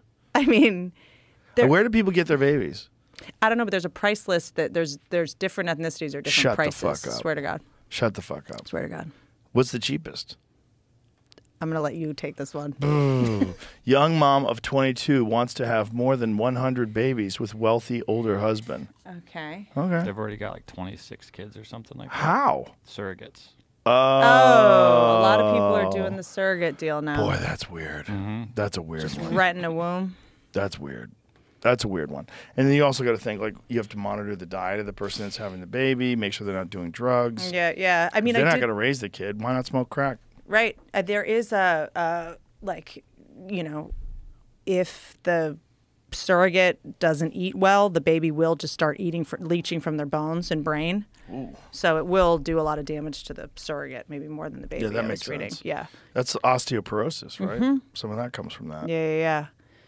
But they're saying I'm doing the fish oil like crazy. Because do you eat? I'm not a fish person. That I love fish. Yeah, but the Fukushima thing really freaks me out. Yeah, I've talked to people that are terrified of it, and then I talked to Elon, who's not even remotely worried about it. Okay. And I think His brain works pretty well. I think he's probably more along the correct path. Yeah. Yeah, I love fish. Yeah. Jamie hates it. Look at him. Really? Hates it. Sushi? You don't do sushi? What? Oh man. He's from Ohio. They just eat Oh potatoes yeah, there's and not a stuff. lot of water there. They eat steak and potatoes. It's a giant lake. Huh? It's a giant lake. No, Rivers. no salmon? None of it? Nothing. Crab? I can do crab legs. Okay. Not a lot of it though. Delicious though. Butter necessary. Lobster? I've had it. I had Lobster deep fried roll? lobster here. Actually, that was fucking Deep fried interesting. lobster's the bomb. That was at Three Forks, right? It sure was. Chicken fried lobster. Ooh, it's so good. You know where I wanted to eat while I was here is Red Ash, but it burned down. Burned down. Don't Yeah. name your restaurant that. Well, they had a giant live fire grill area, I guess. I don't know. I honestly am just guessing. I don't know where. See what started the fire at Red Ash. But the dying guy to who try it. ran Red Ash, John Carver, opened up Jay Carver's, which is I hear it's great. oh, it's so good. So good. That's my favorite spot. Should have gone. That's Or my maybe I'll go favorite tonight. spot. There's so many spots to go to, though. There's this new Mexican spot that we've been talking about called Bacalar. I saw that, Brian. I saw on your Instagram. I found a new Korean. Well, it's not new, but it's open till 2:00 in the morning. It's called Soha. It's amazing, like super authentic Korean food. And what do you get when you go to get Korean? Oh well, there I got this. It was squid and it was like this spicy squid, and something else. Oh, squid and pork belly. It was fantastic. It was really good. Do you ever make bone broth out of your elk bones? No, I don't, but I do drink bone broth every day. Me too. Yeah, I buy Ginger. Kettle and Fire. Nice. I get a lot of that stuff, and I drink bone broth pretty much at least once or not twice a day. How much says ductwork repairs going on? Says fire in the ducts. Yeah, that makes sense. Oh, so I God. think the plan is so they have one of those things. That's a Grillworks grill. I have one of those at home. They're the shit. That's the same kind of grill that they have at my favorite restaurant in Vegas, which is Bizarre Meats, this incredible steakhouse Wow. where they have live fire going on. The steaks are on these Argentine grills. You know what those are? Where you crank it No. so it raises and lowers. So they start the steaks up very high, so they slowly bring them up to temperature and then lower it down as the meat gets, and then they sear it over the fire. Oh, I'm really trying to learn. I'm learning how to cook steaks better. It's such an art. I can give you some tips. I think I'm you pretty good at can. that shit. I think you can. That's my thing. Where are you on the egg? The green egg? You can. You could definitely use a green egg. Yeah? They're great. Yeah. Yeah, and that's a Kamado type grill. Mm-hmm. I used to have one, not a green egg, but it was a Kamado, a company called I think it's called Kamada.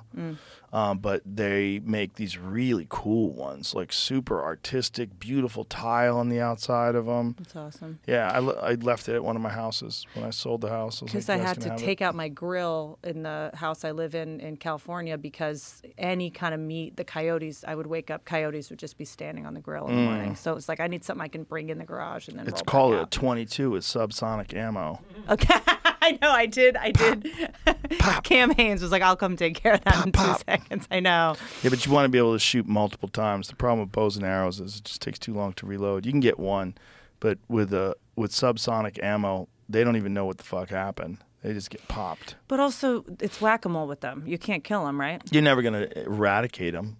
In fact, it's even worse because when you kill coyotes, when they yell out at night, like, hey, hey, they're kind of doing roll call. Roll call. And when one of the coyotes shows up missing, the female coyote will have more babies. She'll make a hormone to just make more pups. Yeah, there's a great book about coyotes called Coyote America Yep. that my friend Dan Flores wrote, and it's fantastic. And it just details how unusual they are and how they evolved to be that way because they were being killed by wolves in the West. They're in every city in the country.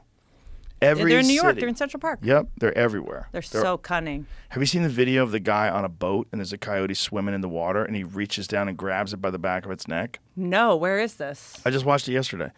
I had it on Instagram. You could probably find it, Jamie. If not, I might have it saved. It doesn't seem like they have rabies that often, though. Oh, yeah. I'm sure They do? I'm sure they have Huh. rabies. I'm sure. They They probably do, have everything. They do seem fearless. Like, I will have to chase one. I go after Yeah. it. They look at you. They're, like, mocking you. They're not scared of you. They'll attack your kids.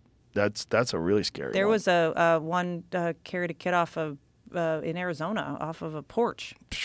One tried to go. Someone put their baby carrier down, went right for it. They don't give a shit. Yeah, that's food to them. They don't think of it as your kid.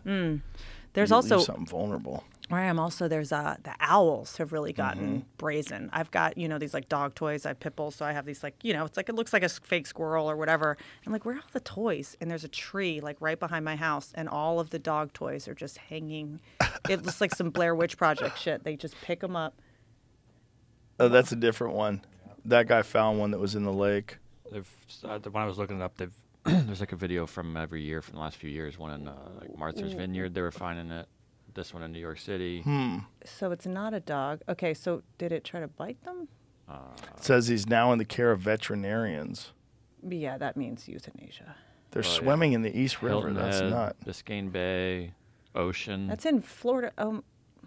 New York's East River. Did you What are they doing? Google guy grabs coyote from boat?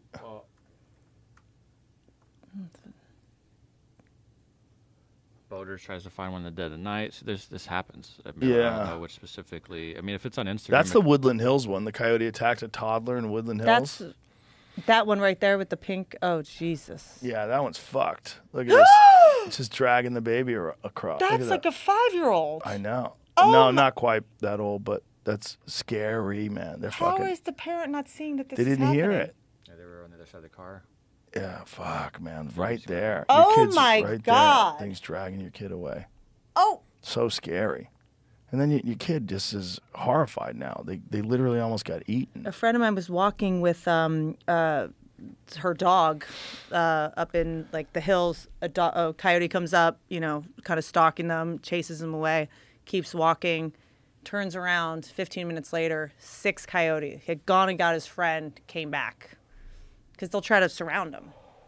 Jesus. Because my dogs will fight him, but if it's one of my dogs, Yeah. and 6 or 7 surround him, and then what they want to do is I got this coyote guy comes over to say you got to get the rollers like to put in the fencing because they can jump like 12. Right. They're vampires, so you got to put these rollers on the top so that they jump they and can't roll, jump off of jump it. and roll, Yeah. and then you got to go. I think it's like 3 or 4 feet into the ground or something because they'll come under. And he goes. Because I'm like, oh, well, I'll hear it. You know what I mean? He's like, no, you won't hear it. Because the way the coyotes bait dogs is first they'll play with them. Yeah. First they'll play with them, and then their friends will come down and surround them, or they'll make the dog chase them to wear them out. Yeah. And then just take them back to the den.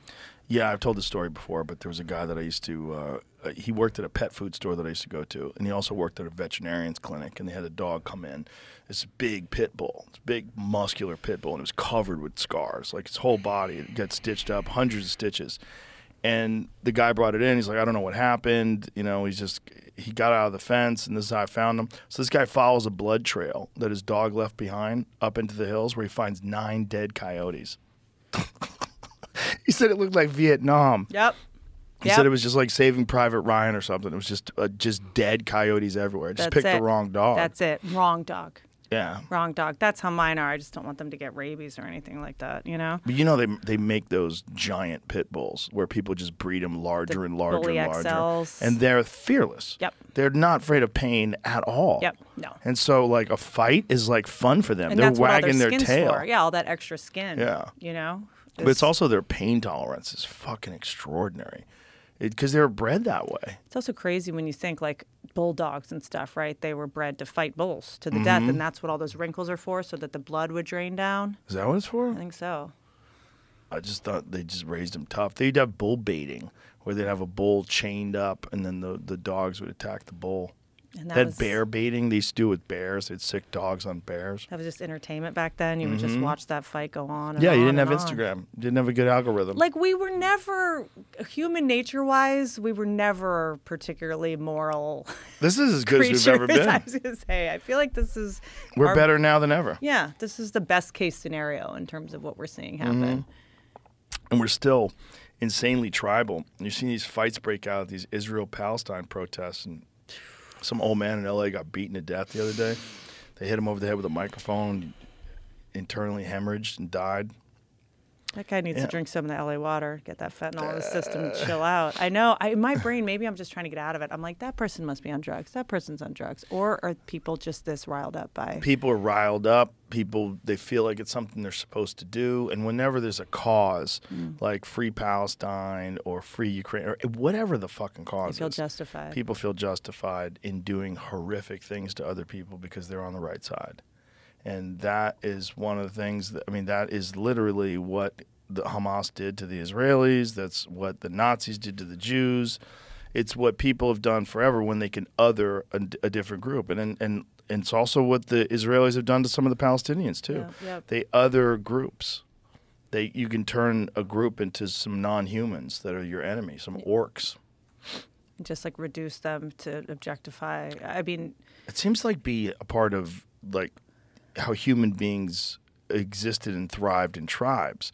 Like you almost had to develop that sort of skill, because if you didn't, you'd be attacked by other tribes and you wouldn't be able to handle the situation. You wouldn't be, you would make a mistake and treat them like another person, and they would kill you, and then you wouldn't live, and then they would kill your family. And it's like people had to develop this ability to be horrific to the others.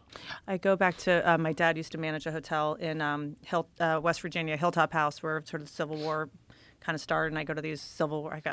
Some happens when you turn 40, or maybe where you get obsessed with the Civil War and Hitler. I don't know what. I can't get enough Civil War stuff right now. And you're like, it was so recently that we were just fighting each other with swords. Oh yeah. In fields. Oh, so recently. That was so recent. I just had this guy on, Elliot West. He wrote this book, Continental Reckoning, The American Rest in the Age of Expansion. It's a fucking incredible book. And he's just an incredible guy, but he's talking about all the things that happened when people settled in America and made their way across the country, and the expansion and what the horrific consequences were. Also, there's something, and I know I always bring this up with you, the Calcio Storico thing. When that fight happens in Italy, violence goes basically down to zero. Wow. And it's like, if MMA didn't exist, I'm sure there would be so much more violence. Perhaps. Catharsis of it. I mean, that was one of the reasons why they invented football. They invented football as like a substitute for war. Just to get it out of your system. You give someone something to compete against that isn't killing each other, because human beings have been killing each other in competition forever. It was the part when you grew up, you wanted to be a soldier. When you grew up, you wanted to fight for your country. It was noble. And when you needed to fight off the enemy, you wanted to raise a kid that was a soldier. So it became a part of what it meant to be a male human being growing up. And part of the Second Amendment, right, is about being part of the volunteer infantry, right? Well, it's to maintain a militia. And the idea of the militia originally was to fight off a tyrannical government. Right. I mean, it was literally like what got us here to this point. They moved to America to escape the tyranny of Europe, of England. They got here and they said, we must have the right to keep and bear arms, because the first thing a tyrant is going to do is disarm the population, because then they can't rise up, and then they can't have a well-armed militia. It's so interesting because I was talking to someone recently about like sort of the history of stand-up in America and it being different than what the court jester's job was. And because, I mean, stand-up is uniquely American, like hip-hop, right? Like uniquely American invention, not that old. Whereas the court jester, people are like, no, there's been the court jester. This was a different thing. The court jester's job was to deliver bad news to the king, right? But also to make fun of the king. And if the king didn't laugh, the idea was power had corrupted his brain in some way, and he was like a problem. You know, which, because it's like power corrupts. It's a Well, they just wanted someone like Brian Callen around, just constantly crack jokes. Dude, you know, you need someone like that. That's just always cracking jokes. Just always on. Always just being a pigeon. Yeah. For no reason. If I was a king, I'd be bored as fuck. Yeah. Someone feeding me grapes. Someone dance for me. You like have gout. You can't walk. You know, the scurvy. Lakotas had something called the Heyoka. A Heyoka was a sacred clown. And the idea was that you had to have one member of society that made fun of everything. The greatest warrior, the queen, whatever the fuck it was.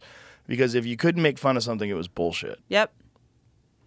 Yeah, if you couldn't make fun of something, if you couldn't talk about something, that thing was like, why can't you? Yep. Like, what is it about that thing? That thing might be corrupted. Yep. And they realized that that was a weakness in their society if they had a thing that had that kind of power where it couldn't be made fun of. I mean, that's the thing. It's like, it's wild. Like, don't you find being a comedian right now, people are like, we need you more than ever. And I'm like, we're just making jokes. Like, what happened that we became these, like, bravery warriors? Social media. Yeah. Attacks, canceling, censoring. There's so many things. There's like live comedy in a club, especially in a club like ours, that you take away the ability to use your phone. Everybody's phone's in a bag. It changes everything. It changes everything. And it makes it this like what it used to be, which is this free speech sort of art form where you can fuck around and say a bunch of outrageous shit, and anywhere else that gets you in trouble in our culture, more than ever before. People are getting fired for not even that controversial opinions. Crazy. Yeah. I mean, it's after the Will Smith, Chris Rock thing, Chappelle at the Hollywood Bowl, there was, and again, maybe this is just cameras are catching it and this has always kind of happened, but I think we would have heard about it. We knew when Jim Jeffries got, a guy ran up on stage and punched him. That was a while ago, but after the Chappelle Hollywood Bowl thing, it was like Kim Congdon got physically assaulted after she opened for Joey Diaz somewhere. That was that girl, Alia. I don't know her last name, but someone threw a beer can right at her head when she was on stage. Jesus. A lot of crazy shit. And then there was a girl that was, I think I tweeted it ages ago. I don't really do much. Sorry. Someone flipped a table at her while she was on stage. It was just like some bar show. It's just wild to think that people would get that pissed off about a comedian saying something. Well, I also think that people are just generally more pissed off now. The economy sucks. No one really recovered from COVID that well. That's right. Psychologically, people didn't recover from it that well. And some people financially are ruined forever. Imagine how bitter you'd be if you had a job that your family worked for 30 years and then these shithead politicians just decided you weren't an essential business and you guys lost everything and you can't rebound. Nope. You can't get a loan. There's no way to restart. The number of, I think it was like 80% of restaurants, at least in California, closed. It's somewhere around there. It was like 70 at one time. Right? Yeah, it's nuts. It's nuts. What they did was fucking insane. But they didn't do it here. No, they didn't do it here. And that's one of the reasons why I fact came that here. Gavin Newsom, this American psycho-ass, Botoxed Smithers, like the fact that he was just able to get away with this is wild. Yeah. And I don't know what our taxes even pay for at this point. His wife's legal bills with Harvey Weinstein. Well, when you are in a state like California that is blue no matter who, you can get away with murder. Because it's just a matter of who the party chooses to be in that position and what kind of nonsense and propaganda they're going to use to justify all of the decisions that they made. What kind of revisionist history. Well, we made some mistakes. Now, you did a lot more than that. You mandated a fucking experimental vaccine for children to be able to go to school. There's even these, have you seen the little robot food delivery guys? They're called Cocos. It's a little cooler on wheels that delivers food to your house. Right. Like you couldn't even let the people that lost their jobs that are now DoorDash guys and Postmates, but you couldn't even let them have a job. Yeah. I guess they don't give a fuck about that. They just care about their own business. It's hard enough. It's a mess out there. And, it'll probably get a lot better. It's certainly not what it was at the turn of the century. Like I was talking about the Dissolving Illusions book when they're talking about New York City in 1900. Fucking horrible. Yeah. Gangs of New York. Think of that kind of shit. And it's like, it's way better now. Yeah. But it's still a mess. And this is technically the third industrial revolution, right? Like, do a lot of people historically get put out of jobs when every time there's an industrial revolution and then it reorganizes? That makes sense. But the problem with this is also AI. We might become obsolete. We very well could become. That's a real thing that people don't want to think about. But we could all become obsolete, other than maybe artists. Like some artists can survive, but then even digital art is doing things where they're making versions. Like I was talking to Molly Crabapple about this. She's a super talented artist that's been on the podcast before, and she ranted quite a bit about AI in the early days. She's like, they're stealing people's art because even if they're not stealing your image, what they're doing is they're sort of siphoning up all of your artwork, and then someone says, make a painting in the style of Molly Crabapple, and it can just do it, and it'd be a painting like she would do, but it's digital, and it looks awesome. Yeah. We showed a bunch of these Alex Gray images that they've done through AI. You know who Alex Gray is? I think I've heard this psychedelic artist. Yeah. He's been on the podcast a couple times as well. Really, really fascinating guy and fascinating artwork.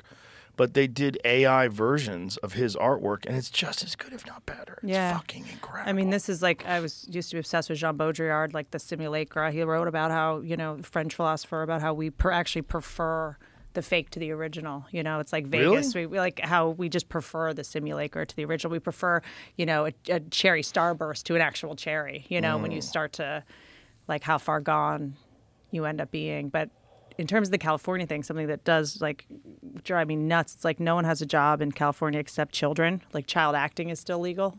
Like children are the only ones that work. Like why are children still showing up? Not only that, like kids who get jobs when they're young, at least they learn how to work and they learn work ethic. Yeah.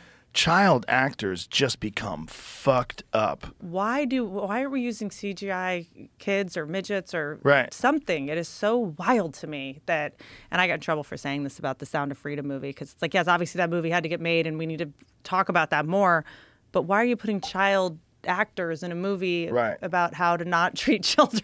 Like, it drives me insane. Right, and they're getting treated poorly in the movie. Yeah, well, it's like these kids, like, what do they know what they're doing? Do they know the subject matter of this? Well, not only that, you're making a kid famous. That's Like, right. If you make a kid famous, you're ruining that kid. For And- being a child trafficked kid. Right. Like, what are the odds of a kid getting famous when they're young and coming out okay? It's almost like 99% they're not going to. Yeah. They would have to find something very unusual that they did that gave them center and balance. And Yeah. And- I even get creeped out when I go into the, to send like a meme or something and there's like a little girl in a tutu. I'm like, who's this kid? Right. Like, why? I mean, I guess it comes from that, the Toddlers and Tiaras, those shows where they're making kids pageant girls or something. But I'm like, what are all these memes? Even the girl in the back seat who's like making the face. I'm like, whose do children they are still these? do those things? Because one time we were here, we were doing the Addison Improv. It was me and Joey Diaz and Duncan. Love that club. And we were walking through this hotel lobby, and we saw all these little girls in like skirts and high heels and made up, and there was a child beauty pageant going on. Nope. No. And it's bizarre. I'm going to say it. There was, I want to say a couple years ago on a magazine, I think it was People magazine, they had, this would have been JonBenet Ramsey's 18th birthday. Why is that a cover? Why are we, and I guess someone told me there was some kind of like Reddit, not Reddit, I'm sorry, deep 4chan about when JonBenet Ramsey, like a countdown of when she would have turned 18 kind of thing. And you're like, why are we looking at this girl again? Why is she still on the cover of magazines? And they never found out who killed her, right? I mean, I don't know the answer. Nobody got arrested. It wasn't the dad or something. They thought it was the mom. But then also, the whole thing also just spooks me. I don't even want to look into it because I once watched a documentary about JonBenet Ramsey, and they were like, oh, they found that when she was dead, her vagina was twice the size of a normal 5-year-old's. And you're like, well, how did you know the normal size? Like, well, they know anatomy. I know. I just was like, But yeah, there's bleh. evidence that she had been penetrated. Yeah. And I was talking to Duncan about this, about how these mom influencers on TikTok, will have like, I'm giving my kid bath time and we're doing it with this, whatever, Johnson & Johnson shampoo, paid in partnership, whatever mom influencers. And you'll see, there's 50,000 plays of this video, but there's 2,000 downloads. Ooh. Why are you downloading a kid getting in a shower? And why are you allowing people to download these videos off TikTok of your kid? I don't like the downloads. Well, the whole thing is weird. Exposing your kids to the world like that seems crazy. And the fact that people do it for money, and that there's like these influencers that use their family and their kids and start this business where they're exposing their kids to the world. Fine, I won't have my baby live on OnlyFans. Fine. Is there a stigma to doing OnlyFans TV because of OnlyFans, the thing? People kind of go like, uh-oh, am I going to... But it's a totally separate thing. And Right, but it's got the same name. Yeah, Right. it does. But I think, I look back and I just go like, what, we're at a time where it's like Comedy Central doesn't exist. This special that I'm doing, I had done 5 stand-up specials, and I realized that every time I did a special, I would start another special after I did one. Instead of just going like, let me just be free and write what I want to write. Let me just like not censor myself. I'd be like, I probably can't talk about that. Or, this probably, won't, be topical in a year. So I was like catering what I was writing to the idea of shooting a special in a year. And I was like, this creatively is just not the way I want to be functioning now. So I just wrote like crazy shit that would only be done on the road or in the clubs. And basically they're like, do you want to do a special here? We're going to start doing stand-up specials. They're going to start doing like half hours, totally uncensored, no notes. I had done the roasts with them. They let us do anything. I mean, it was like we did the roast of Bert Kreischer. My favorite joke might be Tony Hinchcliffe to Jim Norton. He goes, Jim Norton likes to have sex with trans women 'cause he's gay.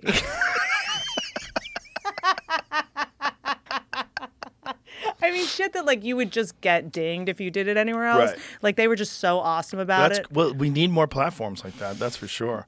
I'm not anti OnlyFans at all, and I think, like I said, if I was a young girl, I would do that before I'd work at Walmart. I have zero problem with it. I just think it could be potentially a trap if you're a person that wants to do something else eventually. Yeah.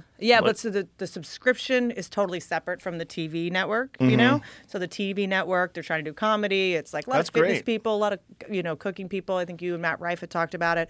So it's just OF.TV, and it's free and totally uncensored. So That's great. you don't have to pay for it. That's great, too. And at a time where you're like, it's kind of like Netflix or nothing at this point. And I was like, if I put 30 minutes of trans and drag queen story hour jokes on Netflix, I feel like I probably get a ton of heat. Yeah, for and sure. So it was kind of like it feels like if you're going to OnlyFans TV, you're already down for comedy. Yeah, it makes sense. That's great. No, it's You know? great they're doing roasts. It's great they're doing comedy specials. You know, it's like there's only a few uncensored platforms that are available now. Rumble's one of them. You can kind of do whatever you want on Rumble. Yeah, but I which feel is like it's great. not, It's not as mainstream, but it's certainly growing. But think about how long it took for YouTube to become YouTube. That's true. And as there's more restrictions put on YouTube, I think things like Rumble will probably grow. Mm-hmm. And as more content creators move over to Rumble, it'll probably grow. Yeah, for sure. Yeah, I think RFK and Russell Brand, they kind of put stuff on there. I've started going. Barry Weiss does stuff on Oh, there. nice. Glenn Good. Greenwald. I think Barry does stuff on there. She definitely does stuff on Substack. Yeah, Who I else love does Substack. stuff? There's a lot of people that do stuff on these alternative networks, which are very important. You need other stuff going on. It seems We like can't Twitter's just- going to be a major contender, though, too. Yeah, I mean, we put the That's- Elon Musk episode on Twitter, because I asked Elon to do the podcast, and he said, "Can we put it on Twitter as well?" I was like, "Yeah, fuck yeah, let's figure that out." Tucker's show on there is Giant. Well, the video that we have of Elon, I think, got 33 million views. insane. Yeah, Just you two eating pizza is bigger just than hanging any out, so fucking crazy. and that's just there. That's nothing compared to what it's on Spotify. Does it get annoying in all the presidential debates that people keep asking you to host them? Couldn't. It's bizarre. Listen, folks, I'm a moron. I'm a moron. I'm a fucking a dirty joke seller and a cage fighting commentator. I am the fucking last person. I've always said that, like, if I'm a source of information, that's a supply chain issue. That is not me. Half the time you're in an astronaut helmet. Yeah. It's like But also, like, this is what I like to do. I like to talk to people like you. I like to talk to people like this guy, Elliot West. I like to talk to Gary Brecka. I like to talk to interesting people where I can have a conversation with someone about something that I'm really interested in. The problem with like political debates and all that stuff is like you're in the grift. You're trying to make the grift not a grift. That's right. And you're not gonna. They're gonna use you. They're gonna use the thing. They're gonna use the moment. There's a whole team of people that's trying to concoct the right things to say. They prepared for it. I don't want to do that. You have no agenda. That's not my thing. I'm not interested in that. And I certainly want the world to be a better place. I certainly want a better option than what we've got right now. But that's not my thing. And they can't talk you into doing that just because you're popular. That seems crazy. It's funny. They just call you out for it. I think it was I don't fake. Yeah, but it's not even what I'm interested in. I'm interested in just having conversations with people that I'm interested in talking to. I wouldn't mind seeing the candidates physically fight each other, and you call that. But there that would be should the be saddest shit ever. There should be a fitness component to this. RFK Jr. would fuck everybody Yes, up. he would. That dude's jacked. That guy's an animal. He would fuck them all up. He is. He would fuck everybody up. He just like post videos of him like doing pull-ups down at the Venice boardwalk. You're like, Super healthy. Jesus, man. Super healthy. Yeah. Yeah.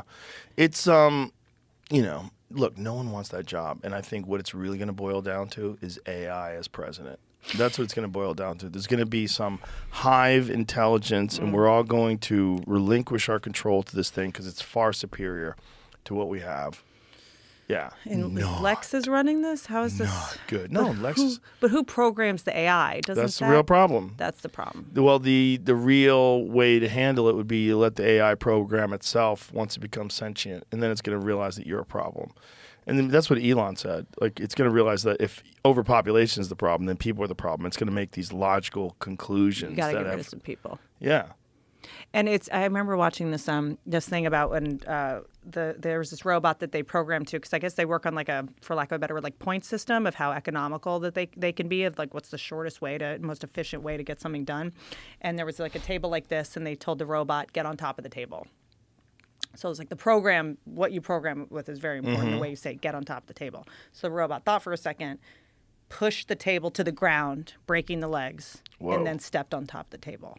Because that was the most efficient way to do it. Instead of, we would go, oh, you would jump on top. But that was our idea of what a robot would do. The robot's not worried about destroying a table. Didn't give a shit. It was like, oh, I'm getting on top of that. Boom. And it was like, oh, shit. Yeah, all someone would have to do is tell it that you can't listen to people because people are stupid. And then it would just make decisions based on logic and like what's better for the earth. Right. You might make like an overall choice that for biodiversity on Earth, it'd be better if humans didn't exist. Yeah, it's logical to just put a bullet in the head of the girl throwing soup at the Monet. Yeah. Like, this is well, that's how they do it in Russia. Yeah, it's so true. That's why they don't do that shit over there. I gotta say, I had these Russian hair extensions for a while, and they were very healthy. I mean, the people over there, the best hair. They're eating well over there. Well, I mean, GMO foods, it's illegal to grow GMO crops over there. I mean, I feel like that we're the only that's how it idiots. should be. That's how it should be. I mean, that's how it should be. Italy is banning the lab-grown meat and a lot of that stuff too in Europe. I mean, what we're doing is not good, but also we have extraordinary population problems. Like in major areas where they're not growing food. That's a big problem. Right. You got to get them food somehow or another. Like, how are you going to get them food? Yeah, it's so And, true. you know, what are you going to do about all those areas that have monocrop agriculture? Do you know how long it takes to take an industrialized farm and convert it to a regenerative farm? When I had Will Harris from White Oaks Pastures on, he said it took like almost 20 years for them to convert their family farm to a regenerative farm. I mean, now it's awesome. It's just the soil is so depleted. Everything. I mean, you got to plan it out, and it takes extraordinary amounts of money. You're not going to make as much money. You're not going to get as much yield off the land. There's a lot involved, and you're trying to develop. What you're trying to do is mimic nature in a controlled environment. It's a lot to it. You know, you have to have grazing land. You have to take the manure. You have to have chickens roaming around and pigs, and you have to move them. Yeah, there's like so many different things that have to happen, but the end result is natural and balanced, and it's actually carbon neutral. So that's what everybody wants. But most industrialized farms are horrible. Have you ever seen those pig farms where they fly over them with drones and you see these lakes of shit and piss that they have, where they just drain out from the bottom of the cage into these fucking insane lakes of piss and shit. And this is something I dealt with when my dad was sick, because he was in a bed for a long time and kept having to be on antibiotics and developed antibiotic resistance. And they say that when meat has all that antibiotics in it, because they're waiting in their own shit and have to be on them, that we're consuming, antibiotics. So by the time you actually need them, they may not work. Crazy. I mean, I got to wrap this up, Whitney. We've been doing like 3.5 hours, like that. How long was that? I miss you. I miss you too. I mean, yeah, 3.5 hours. Move here. Just fucking move here. Dude, I'm trying. Come on, man, it's fun. I'm trying. It's the last place. I told you all the ways they're trying to keep all the ways they're trying to keep us. Now you got to pay 5% of what you make if you sell your house in LA. You got to pay it to the city of LA. Yeah, they're not letting us leave. That is so crazy. It's so crazy, but it might be overturned. Just steal money. It's just steal criminal, dude. But I would honestly pay it at this point just to maybe get out. Yeah. We'll see. Once the kid's born, you're gonna want to get out. I think so too. Yeah, you're gonna want. I gotta get the fuck out of here, and you come here, and it's nice and peaceful. Yeah. All right. I'm on it. I love you, my friend. I love you so much. It's always good to see you. Thanks for having me. Tell everybody about your special. OF.TV/Whitney. It's free. It's on OnlyFans TV. It's called Mouthy. There it is. And I get in all kinds of trouble. Oh, this is the trailer where I really Let's go. I really look like I'm. How pregnant were you here? I was 7 months pregnant. So this was a month ago. It's all the fad. There it is. Look at that.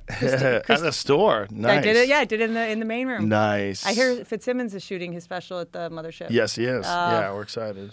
Time Brian Mothership. Simpson shot his here. So cool. Duncan shot one here. Stanhope shot one here. It makes no sense that we do like an away game every time we shoot a special. We shoot at some theater we've never been in before. Do it where it's fun. And also, I just think comedy at a club is the greatest. It's about Fahim Anwar. Fahim kills me. he did a special at the store, and I was watching it with somebody who's not in the business in any capacity, and he just went, "Why aren't all specials like this?" Yeah. I feel like I'm in the crowd, and I was like, Exactly. You feel like you're in the crowd. Everybody wants to show everybody they can sell out a giant arena. "That's what we do it for other comics." Yeah. They're like, "Why am I looking at architecture?" Well, the industry wants you to do that too. Yeah. They want you to be at a giant place that looks beautiful. No one needs to see a crane shot in gold leaf architecture. That's what I'm saying. All right. Love you. Love you too. Bye, everybody. See you.